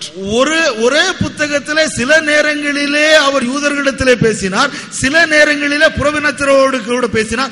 ஒரே புத்தகத்திலே எப்படி மாற்றி மாற்றி அவர் பேசுகிறார் என்பதை பாருங்கள். So when we have some difficulty in correlating or comparing or harmonizing one passage with another passage, we should try to find out to which section this was addressed so that interpolation becomes easy. ஒரு வசனத்தையோ அல்லது ஒரு வசன பகுதியோ இன்னொரு வசன பகுதியோடு கூட பொருத்தி பார்ப்பதிலே நமக்கு பிரச்சனை வருகிற பொழுது அது யாருக்கு எப்படிப்பட்டவர்களுக்கு எழுதப்பட்டது என்பதை நாம் மனதிலே வைத்து அதை புரிந்து கொள்ள முயற்சி செய்ய வேண்டும். See a classic example of two different audience addressed within one particular letter. ஒரே புத்தகத்திலே இரண்டு வகையான மக்களுக்கு எழுதப்படுகிறதற்கு இது ஒரு சரியான ஒரு எடுத்துக்காட்டு. Not only that, sometimes the apostles spoke like apostles, but sometimes they spoke like ordinary men. சில நேரங்களிலே அப்போஸ்தலர்களை போல பேசினார்கள், மற்ற நேரங்களிலே சாதாரணமான மனிதர்களை கூட போல பேசினார்கள். Look at Romans 6th chapter. ரோமர் 6வது அத்தியாயம். Look at the 19th verse. 19வது வசனம். I speak in human terms because of the weakness of your flesh. உங்கள் மாம்ச பலவீனத்தின் நிமித்தம் மனுஷர் பேசுகிற பிரகாரமாக பேசுகிறேன். Now he was not talking like a messenger of God with that apostolic authority. அங்கே அப்போஸ்தல அதிகாரத்தோடு கூட தேவனிடத்தில் வந்த தூதனை போல அவர் பேசவில்லை. He says, now I speak to you in human terms as a human being. மனுஷர் பேசுகிற பிரகாரமாய் மனுஷனாக உங்களோடு கூட பேசுகிறேன். And come to Galatians, he makes a similar statement. I don't know whether you have ever noticed these things in your Bibles. கலாத்தியரிலே இதே விதமாக சொல்கிறதை நாம் பார்க்கலாம். இதை நீங்கள் எப்பொழுதாவது பார்த்திருக்கிறீர்களா என்னவோ எனக்கு தெரியாது. Galatians 3rd chapter and 15th verse. கலாத்தியர் 3வது அத்தியாயம் 15வது வசனம். Brothers, I speak in the manner of man. சகோதரரே, மனுஷர் முறைமையின்படி சொல்லுகிறேன். You see many times he was assuming a different style when he was writing the letters. இந்த கடிதங்களை நிருபங்களை எழுதுகிற பொழுது வெவ்வேறு நேரத்திலே வெவ்வேறு விதமாக அவர் எழுதுகிறதை பார்க்கிறோம். What do you read in Acts 17? அப்போஸ்தலர் 17வது அத்தியாயத்தில் என்ன வாசிக்கிறோம்? He was addressing outright idol worshippers in the city of Athens. அங்கே ஏதேன் பட்டணத்திலே இருக்கிற விக்கிரக ஆராதனைக்காரர்களுக்கு அவர் பேசினார். You see, people who were outright idol worshippers, number one in idolatry, to that group he spoke what we have printed for us in Acts 17th chapter. விக்கிரக ஆராதனையிலே முழுகி போன விக்கிரக ஆராதனைக்கு பெயர் பெற்ற அந்த ஏதேன் அத்தேனை பட்டணத்திலே அவர் விக்கிரக ஆராதனைக்காரர்களோடு கூட பேசுகிறார். அதை நாம் 17வது அத்தியாயத்திலே வாசிக்கிறோம். So when you have some difficulty in some passage, try to go a little bit above or below or on the left or on the right to find out which specific group the writer had in mind when he wrote this. Then you will understand, oh, he was addressing this particular group. That is why for me, who is not in a similar situation, I find it difficult to understand. நாம் ஒரு வசனத்தை புரிந்து கொள்ள முடியாத பட்சத்திலே அதற்கு மேலே இருக்கிற வசனத்தையோ அதற்கு அடுத்து வருகிற வசனத்தையோ அதற்கு பக்கத்தில் இருக்கிற வசனத்தையோ பார்த்து அது எவ்வகையான மக்களுக்கு எழுதப்பட்டது என்பதை புரிந்து கொள்வோம் என்று சொன்னால் அப்பொழுது நான் அந்த குழுவிலே இல்லை, அப்படிப்பட்ட ஒரு நிலையிலே இல்லை, ஆகவேதான் என்னால் இதை புரிந்து கொள்ள முடியவில்லை என்று நம்மால் புரிந்து கொள்ள முடியும். The ninth reason why we encounter difficulties, நாம் கடின பகுதிகளை சந்திப்பதற்கு 9வது காரணம், not all the statements in the Bible are by God. வேதாகமத்தில் இருக்கிற எல்லா கூற்றுகளுமே தேவனுடைய கூற்றுகள் அல்ல. Once again, திரும்பவும் சொல்லுகிறேன், not all the statements in the Bible are statements by God. வேதாகமத்தில் இருக்கும் எல்லா கூற்றுகளுமே தேவனுடைய கூற்றுகள் அல்ல. Sometimes Satan is the speaker. சில நேரங்களிலே சாத்தான் பேசுகிறான். Sometimes a foolish prophet like Balaam is speaking. சில நேரங்களிலே முட்டாள் தீர்க்கதரிசியாகிய பீலையாமை போன்றவர்கள் பேசுகிறார்கள். Sometimes a donkey is speaking. சில நேரத்தில் கழுதை கூட பேசுகிறது. So you should not take every statement in the Bible as a statement made by God himself. ஆகவேதான் இந்த வேதத்திலே சொல்லப்பட்டிருக்கிற ஒவ்வொரு கூற்றையும் அறிக்கையும் தேவன் தானே செய்த கூற்று என்று எடுத்துக்கொள்ள கூடாது. The record of all those things is true. அதனுடைய பதிவு உண்மைதான். Right translation. The record of all those statements is true. அந்த எல்லா கூற்றுகளின் பதிவும் சரியானது, உண்மைதான். The statements may or may not be true. அந்த கூற்றுகள் ஒருவேளை சரியாக இருக்கலாம், தவறாகவும் இருக்கலாம். Some of the statements made by the friends of Job, they were not true. அங்க யோபுடைய நண்பர்கள் செய்த சில அறிக்கைகள் அவைகள் சரியான உண்மையான அறிக்கைகள் அல்ல. But the recording of those statements is true. ஆனால் அந்த அறிக்கைகளை பதிவு செய்திருப்பது உண்மை. Why does God allow such things happen in his Bible? இந்த வேதத்திலே இப்படிப்பட்ட காரியங்கள் நடக்க தேவன் ஏன் அனுமதிக்கிறார்? That is how God shows the blindness and the wickedness of man's heart against his truthfulness and his faithfulness. இவ்விதமாகத்தான் தேவன் மனிதனுடைய குருட்டுத்தன்மையும் அக்கிரமத்தையும் அவனுக்கு சுட்டிக்காட்டி தேவன் தனது உண்மையையும் உத்தமத்தையும் விளங்க பண்ணுகிறார். It is in the backdrop of God's truthfulness and faithfulness, God exposes through these statements, these fallacies and this imperfection of man's statements. தேவன் தனது உண்மை மற்றும் உத்தமம் என்கிற பின்னிலையை வைத்துக் கொண்டுதான் மனிதனுடைய குருட்டுத்தன்மையும் அக்கிரமத்தையும் அவனுக்கு விளங்க செய்கிறார். Paul was not Peter. Pavul பேதுரு அல்ல. Peter was not John. பேதுரு யோவான் அல்ல. John was not James. யோவான் யாக்கோபு அல்ல. Paul had what we will call Pauline style. பவுலுக்கே உரிய பாணி இருந்தது. Peter had got what we call as Petrine style. பேதுருவுக்கே உரிய பாணி இருந்தது. John had what we call Johannine style. யோவானுக்கு அவனுக்கே உரிய தனி பாணி இருந்தது. Each one had its own style. ஒவ்வொருவருக்கும் அவருடைய தனிப்பட்ட பாணி இருந்தது. So sometimes they were giving their personal opinions. சில நேரங்களிலே அவர்கள் தங்களுடைய தனிப்பட்ட அபிப்பிராயங்களை கருத்துக்களை சொல்லுகிறார்கள். That also God has recorded. அதையும் தேவன் அங்கே பதிவு செய்திருக்கிறார். Turn with me to 1 Corinthians 7th chapter. 1 கொரிந்தியர் 7வது அத்தியாயத்திற்கு வாருங்கள். We will read from verses 10 to 12. 10வது வசனத்திலிருந்து 12வது வசனம் வரைக்கும் வாசிப்போம். To the married I command, yet not I but the Lord. விவாகம் பண்ணி கொண்டவர்களுக்கு நான் அல்ல கர்த்தரே கட்டளையிடுகிறதாவது, a wife is not to depart from her husband. மனைவியானவள் தன் புருஷனை விட்டு பிரிந்து போக கூடாது. And in the 12th verse, 12வது வசனத்திலே, but to the rest I, not the Lord, say. மற்றவர்களை குறித்து கர்த்தர் அல்ல நானே சொல்லுகிறதாவது. He is very honest. He says, this is my personal opinion. So he is writing it. இங்கே அவன் சொல்லுகிறான், இது என்னுடைய தனிப்பட்ட கருத்து என்று சொல்லி நான் கர்த்தர் அல்ல நான் சொல்லுகிறது என்று எழுதுகிறான். Because there is no revelation about that concerning from the Lord. அதை குறித்து தேவனிடத்திலிருந்து எந்த குறிப்பான வெளிப்படுத்தலும் இல்லை. So he honestly accepts it. ஆகவே அவன் மிக உண்மையாக ஒத்துக்கொள்கிறான். But he says, I also have the mind of the Lord. ஆனால் எனக்கும் தேவனுடைய ஆவி எனக்குள்ளும் தேவனுடைய ஆவியானவர் இருக்கிறார் என்று சொல்கிறார். So I am giving my personal opinion. ஆகவே தான் நான் என்னுடைய தனிப்பட்ட கருத்தை சொல்லுகிறேன் என்கிறான். Now come to the 39th verse. 39வது வசனத்திற்கு வாருங்கள். A wife is bound by the law as long as her husband lives. மனைவியானவள் தன் புருஷன் உயிரோடு இருக்கும் காலமளவும் பிரமாணத்தினால் கட்டப்பட்டிருக்கிறாள். If her husband dies, she is at liberty to be married to whom she wills, only in the Lord. தன் புருஷன் மரித்த பின்பு தனக்கு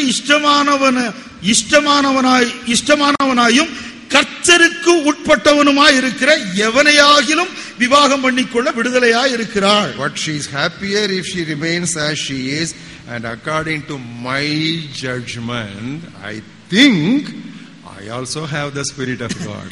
ஆகிலும் என்னுடைய அபிப்பிராயத்தின்படி, underline, என்னுடைய அபிப்பிராயம், my personal opinion, என்னுடைய தனிப்பட்ட அபிப்பிராயம், என்னுடைய அபிப்பிராயத்தின்படி அவள் அப்படியே இருந்து விட்டால் பாக்கியவதியா இருப்பாள். என்னிடத்திலும் தேவனுடைய ஆவி உண்டென்று எண்ணுகிறேன். Everybody knows that he had the Spirit of God. அவனிடத்தில் தேவனுடைய ஆவி உண்டு என்று எல்லாருக்கும் தெரியும். Very carefully they were walking. It was like walking on eggshell. அவர்கள் மிக கவனமாக நடத்துகிறார்கள். அது முட்டை ஓடின் மேலே நடப்பது போல. So very delicately but they were very sensitive. Whatever they wrote, they were very sensitive. That's what I'm trying to say. It's not a casual writing. It was not a careless writing. It was not an irresponsible writing. But when they did not have specific word from the Lord, they said, this is my personal opinion. அவர்கள் இவைகளை எழுதுகிற பொழுது ஏனோ தானோ என்று எப்படி இருந்தாலும் பரவாயில்லை என்று எழுதவில்லை.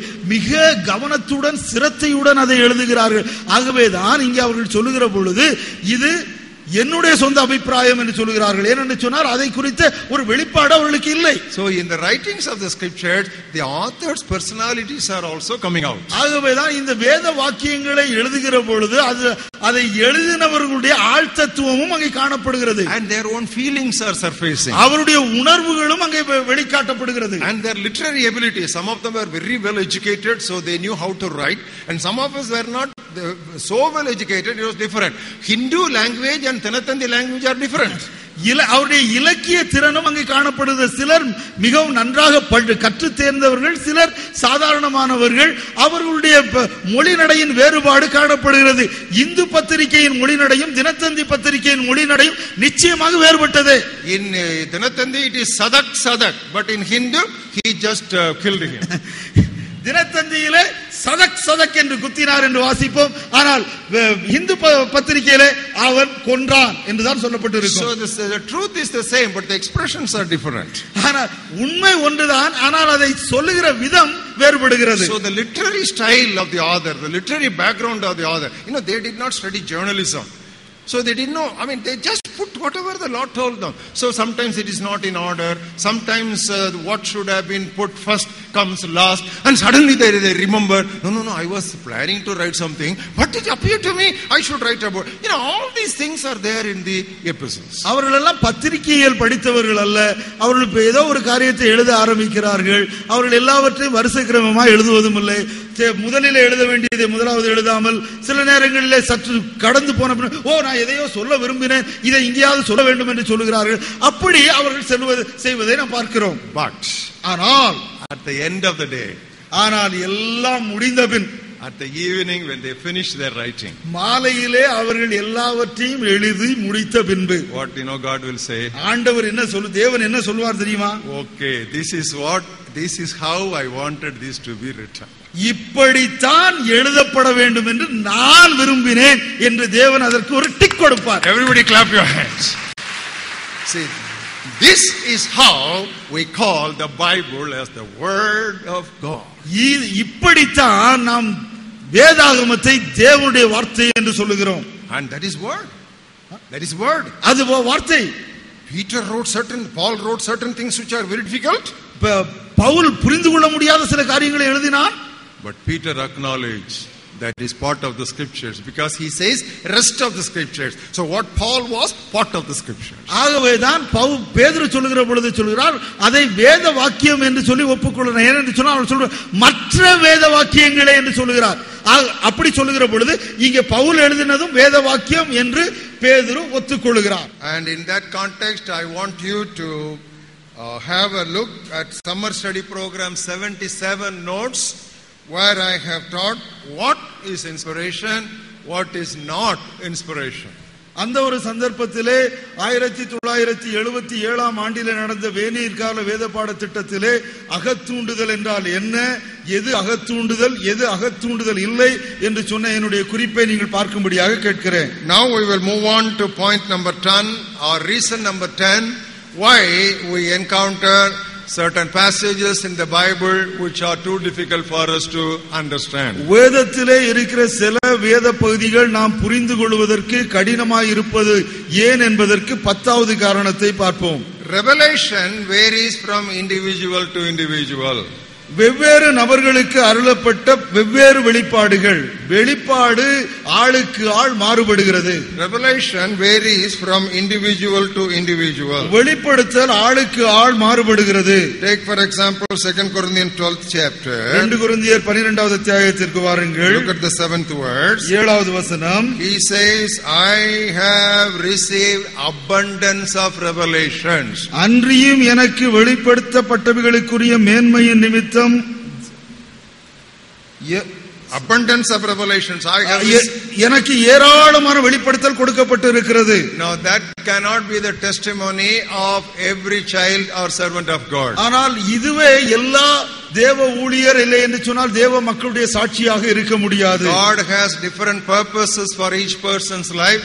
Accordingly he will give revelation. ஒவ்வொருவருடைய வாழ்க்கைக்கும் தேவன் அவர்களுக்கே ஆன ஒரு நோக்கத்தை வைத்திருக்கிறார். அந்த நோக்கத்திற்கு ஏற்றபடி அவர்களுக்கு வெளிப்பாடுகளை கொடுப்பார். Luke's Gospel 10th chapter 21st verse. லூக்கா 10வது அத்தியாயம் 21வது வசனம். Here is the Lord Jesus Christ rejoicing in the Spirit and telling his Father, I praise you, Father, Lord of heaven and earth, that you have hidden these things from the wise and the prudent but you have revealed them to babies. ஆண்டவராகிய இயேசு கிறிஸ்து தன்னுடைய ஆவியிலே களி கூறுகிறவராக தன்னுடைய பிதாவாகிய தேவனிடத்தில் இவ்விதமாக சொல்லுகிறார். 21வது வசனத்தில், அந்த வேளையிலே இயேசு ஆவியிலே களி கூர்ந்து, பிதாவே, வானத்துக்கும் பூமிக்கும் ஆண்டவரே, இவைகளை நீர் ஞானிகளுக்கும் கல்விமான்களுக்கும் மறைத்து பாலகருக்கு வெளிப்படுத்தினபடியினால் உம்மை ஸ்தோத்திரிக்கிறேன். Luke's Gospel 8th chapter and 18th verse. லூக்கா 8வது அத்தியாயம் 18வது வசனம். Take heed how you hear. ஆதலால் நீங்கள் கேட்கிற விதத்தை குறித்து கவனியுங்கள். You know, the attitude of that person when he reads the word of God decides how much God will entrust him with revelations. ஒரு மனிதன் அந்த வேத வாக்கியத்தை வாசிக்கிற பொழுது அவன் மனப்பான்மை எப்படி இருக்கிறதோ அதற்கு தக்கதாக தேவனுடைய வெளிப்பாடும் அவனுக்கு கிடைக்கும். In other words, everyone who responds positively, he gets greater and greater revelations. சாதகமாக பிரதிக்கிரியை செய்கிறவர்களுக்கு அதிகமான வெளிப்படுத்துதல் கிடைக்கும். Whoever has to him more will be given. Whoever has to him more will be given. எவனுக்கு அதிகமாய் எவனிடத்தில் அதிகமாய் இருக்கிறதோ அவனிடத்தில் அதிகமாய் கொடுக்கப்படும். That means whoever responds positively to what God has already revealed to him, he will receive even greater and further revelation. அப்படி என்றால் ஏற்கனவே தேவன் அவனுக்கு வெளிப்படுத்தின காரியங்களுக்கு அவன் எத்தனை உத்தமமும் உண்மையுமாய் இருக்கிறானோ அதற்கு தக்கதாக தேவன் அவனுக்கு இன்னும் அதிகமான வெளிப்பாடுகளை கொடுப்பார். If he does not respond positively, அவன் ஒருவேளை சாதகமாக பிரதிக்கிரியை செய்யவில்லை என்று சொன்னால், even what he seems to have will be taken from him. அவனிடத்தில் இருக்கிறது போல காணப்படுகிறதும் எடுத்துக்கொள்ளப்படும். That is what God entrusted him in the first place with some revelations. After some times his response consistently is not in line with God's expectation. That original revelation what God has given him also will be taken away from him. ஒருவேளை ஒரு நேரத்திலே தேவன் அவனுக்கு ஒரு சில வெளிப்பாடுகளை கொடுத்திருக்கலாம், ஆனால் தொடர்ந்தேச்சியாக அவன் அந்த வெளிப்பாடுக்கு கீழ்ப்படியாமல் இருந்திருப்பான் என்று சொன்னால் கொஞ்ச காலம் சென்ற பின்பு அவனுக்கு கொடுக்கப்பட்ட அந்த வெளிப்பாடும் எடுத்துக்கொள்ளப்படும். Another point we should understand here, இங்கே நாம் புரிந்து கொள்ள வேண்டிய இன்னொரு காரியம், if everyone understands equally, there is no need for pastors and teachers, isn't it? எல்லாருமே ஒரே சம அளவிலே புரிந்து கொள்ள முடியும் என்று சொன்னால் அங்கே போதகர்களுக்கும் மேய்ப்பர்களுக்கும் வேலை இல்லை. So God always has got his own equilibrium in his setup as to who should teach whom. So that arrangement also we should not forget. ஆகவேதான் ஆண்டவர் தேவன் தன்னுடைய பிள்ளைகளுக்கு அவர் சமநிலையை பாதுகாத்து வருகிறார். யார் யாருக்கு போதிக்க வேண்டும் என்கிற அவருடைய கோட்பாடு நியமத்திற்கு தக்கதாக எல்லாம் நடக்கும். And who is our Bible teacher, that also affects our Bible understanding. நமக்கு வேதத்தை போதிக்கிறவர் யார் என்பதின் மேலும் நம்முடைய வேத அறிவு சார்ந்திருக்கிறது. Not everybody is privileged like Timothy to learn directly from Apostle Paul. எல்லாருமே தீமோத்தேயை போல பவுல் அப்போஸ்தலனிடத்திலிருந்து நேரடியாக கற்றுக்கொள்ளும் ஒரு ஸ்லாக்கியத்தை பெற்றிருக்கவில்லை. Is it that very important? அது அவ்வளவு முக்கியமா? Yes, please turn with me to 2 Timothy 3rd chapter. அது மிகவும் முக்கியமானதாகவே 2 தீமோத்தேயு 3வது அத்தியாயத்திற்கு என்னோடு கூட வாருங்கள். Look at the 14th verse. 14வது வாக்கியம். The latter portion the apostle says, know from whom you have learned them. பின்பகுதியிலே அப்போஸ்தலனாகிய பவுல் சொல்கிறார், அவைகளை இன்னாரிடத்தில் கற்றாய் என்று நீ அறிந்திருக்கிறதே. So Timothy had the advantage and privilege of learning directly from Paul. பவுலிடத்திலிருந்து நேரடியாக கற்றுக்கொள்கிற ஸ்லாக்கியமும் பாக்கியமும் தீமோத்தேயுவுக்கு இருந்தது. And how about Apostle Paul? அப்போஸ்தலனாகிய பவுல் எப்படி? He had the privilege of learning under that theological professor by name Gamaliel. Pavul அப்போஸ்தலன் அந்த நாட்களில் இறையியல் வல்லுனராய் இருந்த கமாலியேலின் பாதத்தடியிலே உட்கார்ந்து வேதத்தை படித்தார். Turn with me to book of Acts 5th chapter. Book of Acts 5th chapter. அப்போஸ்தலர் நடபடிகளின் புத்தகம் 5வது அத்தியாயம். You know what kind of professor he was? அவர் எப்படிப்பட்ட பேராசிரியராய் இருந்தார் தெரியுமா? Then one in the council stood up, a Pharisee named Gamaliel. He was not just a professor of the law, but he was having respect by all the people. 5:34 of Acts. 5:34. அப்பொழுது சகல ஜனங்களாலும் கனம் பெற்ற நியாய சாஸ்திரியாகிய கமாலியேல் என்னும் பெயர் கொண்ட ஒரு பரிசேயன் ஆலோசனை சங்கத்தில் எழுந்திருந்து அப்போஸ்தலரை சற்று நேரம் வெளியே கொண்டு போக சொல்லி சங்கத்தாரை நோக்கி, So he not only was a teacher of the law, but he was a respected teacher of the law by all the people. அவன் நியாயப்பிரமாணத்தை போதிக்கிறவன் மாத்திரமல்ல, நியாயப்பிரமாணத்தை போதிக்கிறதிலே கௌரவமான ஒரு ஆசிரியன். 22nd chapter 3rd verse. 22வது அத்தியாயம் 3வது வசனம். Apostle Paul testifies about it with a lot of pride. அவர் மிகுந்த பெருமையோடு கூட அப்போஸ்தலனாகிய பவுல் சொல்லுகிறான், I am indeed a Jew born in Tarsus of Cilicia, but brought up in this city at the feet of Gamaliel, taught according to the strictness of our father's law. Not just a casual teaching, taught according to the strictness of our father's law, and was zealous towards God as you are all today. நான் யூதன், சிலிசியா நாட்டில் உள்ள தர்சு பட்டணத்திலே பிறந்து இந்த நகரத்திலே கமாலியரின் பாதத்தருகே வளர்ந்து முன்னோர்களுடைய வேத பிரமாணத்தின்படியே திட்டமாய் போதிக்கப்பட்டு இன்றைய தினம் நீங்கள் எல்லாரும் தேவனை குறித்து வைராக்கியம் உள்ளவர்களாய் இருக்கிறது போல நானும் வைராக்கியம் உள்ளவனாய் இருந்தேன். So he was a professor of law, of the law of Moses. அவன் மோசேயின் நியாயப்பிரமாணத்தின் பேராசிரியர். And he was a very strict teacher. அவர் மிக திட்டமாக போதிக்கிற ஒரு போதகர். And he was held in high respect and esteem by all the people. அங்கே இருக்கிற எல்லா மக்கள் மத்தியிலும் பெரிய செல்வாக்கு மரியாதையும் பெற்றவர். Not only that, அது மாத்திரமல்ல, Gamaliel was a godly man. Gamaliel ஒரு தேவ பக்தி உள்ள மனிதனும் கூட. How do I say that? அதை நான் எப்படி சொல்லுகிறேன்? Come to the 5th chapter of Acts again. அப்போஸ்தலர் 5வது அத்தியாயத்திற்கு திரும்ப வாருங்கள். They were planning some assault against the apostles. அப்போஸ்தலர்களுக்கு விரோதமாக அவர்களை தாக்குவதற்கு அவர்கள் திட்டம் தீட்டுகிறார்கள். At that time Gamaliel got up, you know what he said? Gamaliel எழுந்து என்ன சொன்னான் தெரியுமா? You know, he said in the verse 38, 38வது வசனத்தில் அவர் விதமாய் சொல்கிறார், if this plan or this work is of men, it will come to nothing. இப்பொழுது நான் உங்களுக்கு சொல்லுகிறது என்னவென்றால், இந்த மனுஷருக்கு ஒன்று, if this plan is of this work is of men, it will come to nothing. இந்த யோசனையும் இந்த கிரியையும் மனுஷரால் உண்டாயிருந்ததானால் ஒளிந்து போம். If it is of God, you cannot overthrow it. இது தேவனால் உண்டாயிருந்ததே, ஆனால் அதை ஒழித்து விட உங்களால் கூடாது. So don't be found to fight against God. தேவனோட போர் செய்கிறவர்களாய் காணப்படாதபடிக்கு பாருங்கள் என்றான். To have a theological professor like this, a man who had a good academic knowledge of the Mosaic law, number one, a man who had a public respectability in the society, number two, and a man who was very strict in his teaching, number three, and number four, a man who was so godly. If it is of God, don't touch it. Don't meddle with it. Then we will be fighting against God. He was also a spiritual professor. அவர் அந்த நாட்களிலே நியாயப்பிரமாணத்திலே கற்று தேறினவர். அவர் திட்டமாக போதிக்கிறவர், மக்கள் மத்தியிலே செல்வாக்கு பெற்றவர். அது மாத்திரமல்ல, அவர் தேவ பக்தி உள்ளவராகவும் இருந்தார். ஆகவேதான் அவர் சொல்லுகிறார், இது தேவனால் உண்டானது என்று சொன்னால் தயவு செய்து அதற்கு எதிர்த்து நிற்க வேண்டாம். You see, so Paul had the tremendous advantage and a glorious privilege of studying under the tutorship of a professor like Gamaliel, and on the top of it, God gave him direct revelation. பவுலுக்கு இந்த மிக பிரசித்தமான அந்த பேராசிரியராகிய கமாலியேலின் கீழ் உட்கார்ந்து படிக்கிற ஒரு அவகாசம் கிடைத்தது மாத்திரம் அல்லாமல் அதற்கு மேலாக இன்னும் அதிகமான வெளிப்பாடுகளையும் பெற்றுக்கொண்டான். So not everybody is privileged like Paul, and not everybody is privileged like Timothy. So who is our Bible teacher and who is our teaching pastor, that also decides our biblical understanding. நாம் எல்லாரும் பவுலை போலவோ தீமோத்தேயுவை போலவோ நாம் இப்படி பாக்கியம் பெற்றவர்களாக இருக்க முடியாது.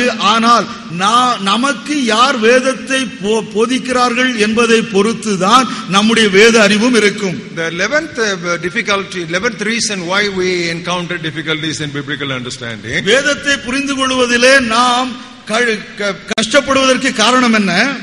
Unlearning. So much of unlearning is necessary for proper learning. நாம் சரியாக கற்றுக்கொள்வதற்கு முன்பு ஏற்கனவே கற்றுக்கொண்டவைகளை களைந்து விட வேண்டியது அவசியம். We normally call Matthew 5, 6 and 7 as Sermon on the Mount.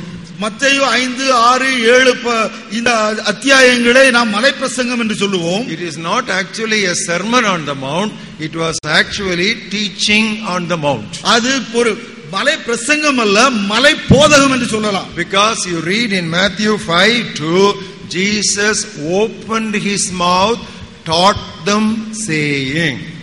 மத்தேயு 5வது அத்தியாயம் 2வது வசனத்திலே நாம் இப்படி வாசிக்கிறோம், இயேசு தமது வாயை திறந்து அவர்களுக்கு உபதேசித்து சொன்னது என்னவென்றால். உபதேசித்து, it was actually a teaching.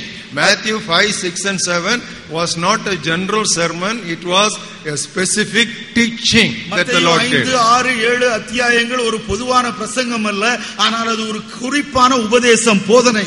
When you come to the 6th chapter, Jesus deals with various spiritual disciplines. இங்க 6வது அத்தியாயத்திற்கு வருகிற பொழுது அவர் ஆவிக்குரிய अनेक கட்டுப்பாடுகளை குறித்து பேசுகிறார். And in the second words he teaches பயிற்சிகளை குறித்து. In verse 2 he talks about alms giving. அங்கே अनेक ஆவிக்குரிய பயிற்சிகளை குறித்து பேசுகிறார். 2வது வசனத்திலே தர்மம் செய்வதை குறித்து சொல்கிறார். In the 5th verse he teaches about praying. 5வது வசனத்திலே ஜெபத்தை குறித்து பேசுகிறார். And in the 16th word he speaks about fasting. 16வது வசனத்திலே உபவாசத்தை குறித்து பேசுகிறார். Alms giving, praying, fasting. தர்மம் செய்வது, ஜெபம் பண்ணுவது, உபவாசிப்பது. But did you notice something there? அதுல ஒன்றை நீங்கள் கவனித்தீர்களா? In all these 3 exercises, first he taught them how not to do it, then he went on to tell them how to do it. இந்த 3 பயிற்சிகளிலேயுமே முதலாவதாக அதை எப்படி செய்யக்கூடாது என்று சொல்லி அதற்கு பின்பு எப்படி செய்ய வேண்டும் என்று போதிக்கிறார். Now that's what exactly the call of Jeremiah also. எரேமியாவினுடைய அழைப்பும் அப்படித்தான் இருந்தது. What did God tell him? தேவன் அவனிடத்தில் என்ன சொன்னார்? I put my words in your mouth. உன்னுடைய வாயிலே நான் என்னுடைய வார்த்தையை போடுகிறேன். What for? எதற்காக? To destroy, to pull down, to break down. That is number 1. முதலாவதாக அதை நான் இடிக்கவும் அதை தரைமட்டமாக்கவும் நான் அழைத்திருக்கிறேன். So the words that I put my mouth is to make people unlearn the wrong things that they have learned. நான் உன்னுடைய வாயிலே போட்ட வார்த்தை மக்கள் ஏற்கனவே கற்றுக்கொண்டவைகளை களையும்படியாக முதலாவது செய்யும்படியாக சொல்லுகிறேன். தவறாய் கற்றுக்கொண்டவைகளை களையும்படியாக முதலாவது சொல்லுகிறேன். After that, with the words I have put in your mouth, you start building up and planting up. அதற்கு பின்புதான் கட்டவும் நாட்டவும் இந்த வார்த்தைகளை உன்னுடைய வாயிலே வைத்திருக்கிறேன். So this pattern is there all through the scriptures. வேதத்தின் எல்லா பகுதிகளிலும் இந்த ஒரு முறை பின்பற்றப்பட்டு வருகிறது. So many times when we want to understand a passage, our preconceived and biased ideas and notions come in between us and they block the flow of understanding. நாம் ஒரு வேத வாக்கியத்தை புரிந்து கொள்ள முயற்சிக்கிற பொழுது பொதுவாக நாம் ஏற்கனவே நம்முடைய சிந்தையிலே வைத்திருக்கிற அந்த தவறான காரியங்களும் அந்த தவறான கருத்துகளும் அநேக நேரத்திலே வேத வாக்கியத்தை சரியாக புரிந்து கொள்ள முடியாதபடிக்கு நமக்கு தடைக்கற்களாய் நிற்கிறது. In other words, instead of reading the Bible with a plain glass, we read the Bible with a colored glass. நாம் வேத புத்தகத்தை சுத்தமான தெளிவான கண்ணாடியை கொண்டு வாசிப்பதை விட்டு கலர் கண்ணாடியிலே வாசிக்கிறோம். That's what is called jaundiced eyes. அதைத்தான் நாம் காமாலை கண் என்று சொல்லுவோம். So everything looks yellow to you because the things are not yellow, but your eyes have got jaundice. எல்லாமே உங்களுக்கு மஞ்சளாக தெரியும், அங்க இருக்கிற பொருட்கள் மஞ்சள் அல்ல, ஆனால் உங்களுடைய கண் காமாலை கண். So unless that jaundice is taken care of, you will have everything with an yellow shade. அந்த காமாலை உங்களை விட்டு எடுத்து போடப்பட்டால் ஒழிய எல்லாமே மஞ்சளாகத்தான் தெரியும். So these are all things which we should have in mind when we encounter difficulty. Maybe I have some preconceived notion, I need to throw it away, I need to just exclude it from my understanding. Then you approach it. சில கடினமான பகுதிகளை நான் வாசிக்க புரிந்து கொள்ள முயல்கிற பொழுது நான் ஏற்கனவே என்னிடத்தில் நான் ஒருவேளை சில தவறான கருத்துக்கள் என்னிடத்தில் இருக்கிறது, அந்த தவறான கருத்துக்களை நான் வெளியே தள்ளிவிட்டு நான் திறந்த மனதோடு கூட வேதத்தை புரிந்து கொள்ள முயற்சி செய்வேன் என்று சொன்னால் அதை புரிந்து கொள்ள முடியும் என்கிற மனப்பான்மையுடன் நாம் புரிந்து கொள்ள முயற்சி செய்ய வேண்டும். Especially we in India, we need to flush out lots of Hinduism from our mind before we can understand the simple biblical Christianity. இந்தியாவிலே இருக்கிற கிறிஸ்தவர்களாகிய நாம் இந்த வேதத்திலே சொல்லப்பட்டிருக்கிற எளிதான சத்தியங்களை புரிந்து கொள்ளத்தக்கதாக அநேக இந்து தத்துவங்களை நம்முடைய மனதிலிருந்து இருதயத்திலிருந்து வெளியாக்க வேண்டும். Because our neighbors are Hindus. நம்முடைய அயலகத்தார் இந்துக்களாக இருக்கிறார்கள். Our colleagues are Hindus. நம்மோடு கூட வேலை செய்கிறவர்கள் இந்துக்கள். Our fellow travelers or fellow workers are Hindus. நம்முடைய உடன் பயணிகள், நம்மோடு உடன் வேலை செய்கிறவர்கள், இவர்கள் எல்லாரும் இந்துக்கள். So we are in a pool of Hinduism in India. நாம் இங்கே ஒரு இந்து தத்துவம் நிறைந்த ஒரு குலத்திலே நாம் இருக்கிறோம். And maybe our father got converted and we are second generation Christian. ஒருவேளை நம்முடைய தகப்பனார் மனம் திரும்பினார், நாம் இன்றைக்கு இரண்டாவது தலைமுறை கிறிஸ்தவர்களாக இருக்கிறோம். And for some people it may be 2 generations or 3 generations. ஒருவேளை சிலருக்கு 2-3 தலைமுறைகள் தாண்டி வந்திருக்கலாம். And they would have been converted from Hinduism to Christianity. அவர்கள் இந்து மதத்திலிருந்து கிறிஸ்தவத்திற்கு வந்திருக்கலாம். At that time the missionaries who taught them would not have helped them to flush out all Hinduism from their minds. அப்போ அந்த காலத்திலே அவர்களுக்கு கற்றுக் கொடுத்த அந்த மிஷனரிகள் அவர்களுடைய மனதிலே இருதயத்திலே ஏற்கனவே ஆழமாய் பதிந்திருக்கிற அந்த இந்து தத்துவங்களை அவரிடத்திலிருந்து வெளியாக்கம் செய்யாமல் இருந்திருக்கலாம். They are embedded in us, or if you want me to permit I use another word, they are ingrained in our being.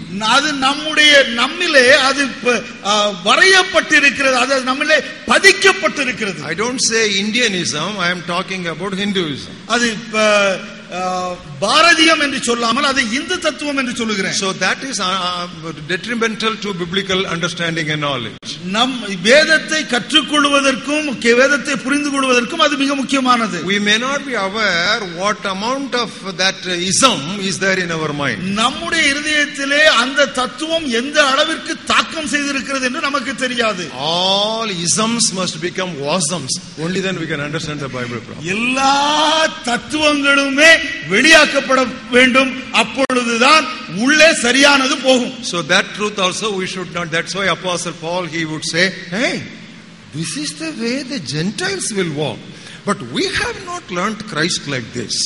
ஆகவேதான் அப்போஸ்தலனாகிய பவுல் இப்படி சொல்வான், புறவினத்தார் இவ்விதமாக நடந்து கொள்வார்கள், ஆனால் கிறிஸ்துவை பின்பற்றுகிற நாமோ அப்படி செய்வதில்லை. கிறிஸ்துவை நாம் இவ்விதமாக கற்றுக்கொள்ளவில்லை. So he says they walk like this, but we have not learned Christ like this. That means there is a gulf of difference. அவர்கள் இப்படி நடக்கிறார்கள், ஆனால் கிறிஸ்துவை நாம் இவ்விதமாக கற்றுக்கொள்ளவில்லை. அங்கே ஒரு மிக பெரிய பிளவு இருக்கிறது. So this also we should have in mind. So maybe in course of time we keep on studying the Bible. Whatever is not according to the Bible, we should mercilessly throw away, even if it mean to send away our own product named Ishmael out of the house. ஆகவேதான் நாம் வேதத்தை படிப்படியாக கற்றுக்கொண்டு வருகிற பொழுது நம்மிடத்திலே காணப்படுகிற இப்படிப்பட்ட வேதத்திற்கு தேவையில்லாத காரியங்களை நாம் காண்போமானால் அவைகளை இரக்கமின்றி கருணையின்றி ஒருவேளை நாமே உண்டாக்கின இஸ்மவேலாக இருந்தாலும் வெளியே விரட்ட வேண்டும். We should not provide an outer house for him and ask him to stay there. அங்கே ஒரு அவுட் ஹவுஸ் கொடுத்து அங்கே இருக்க சொல்ல வேண்டாம். God said, send Ishmael and his mother away. They cannot dwell with Isaac.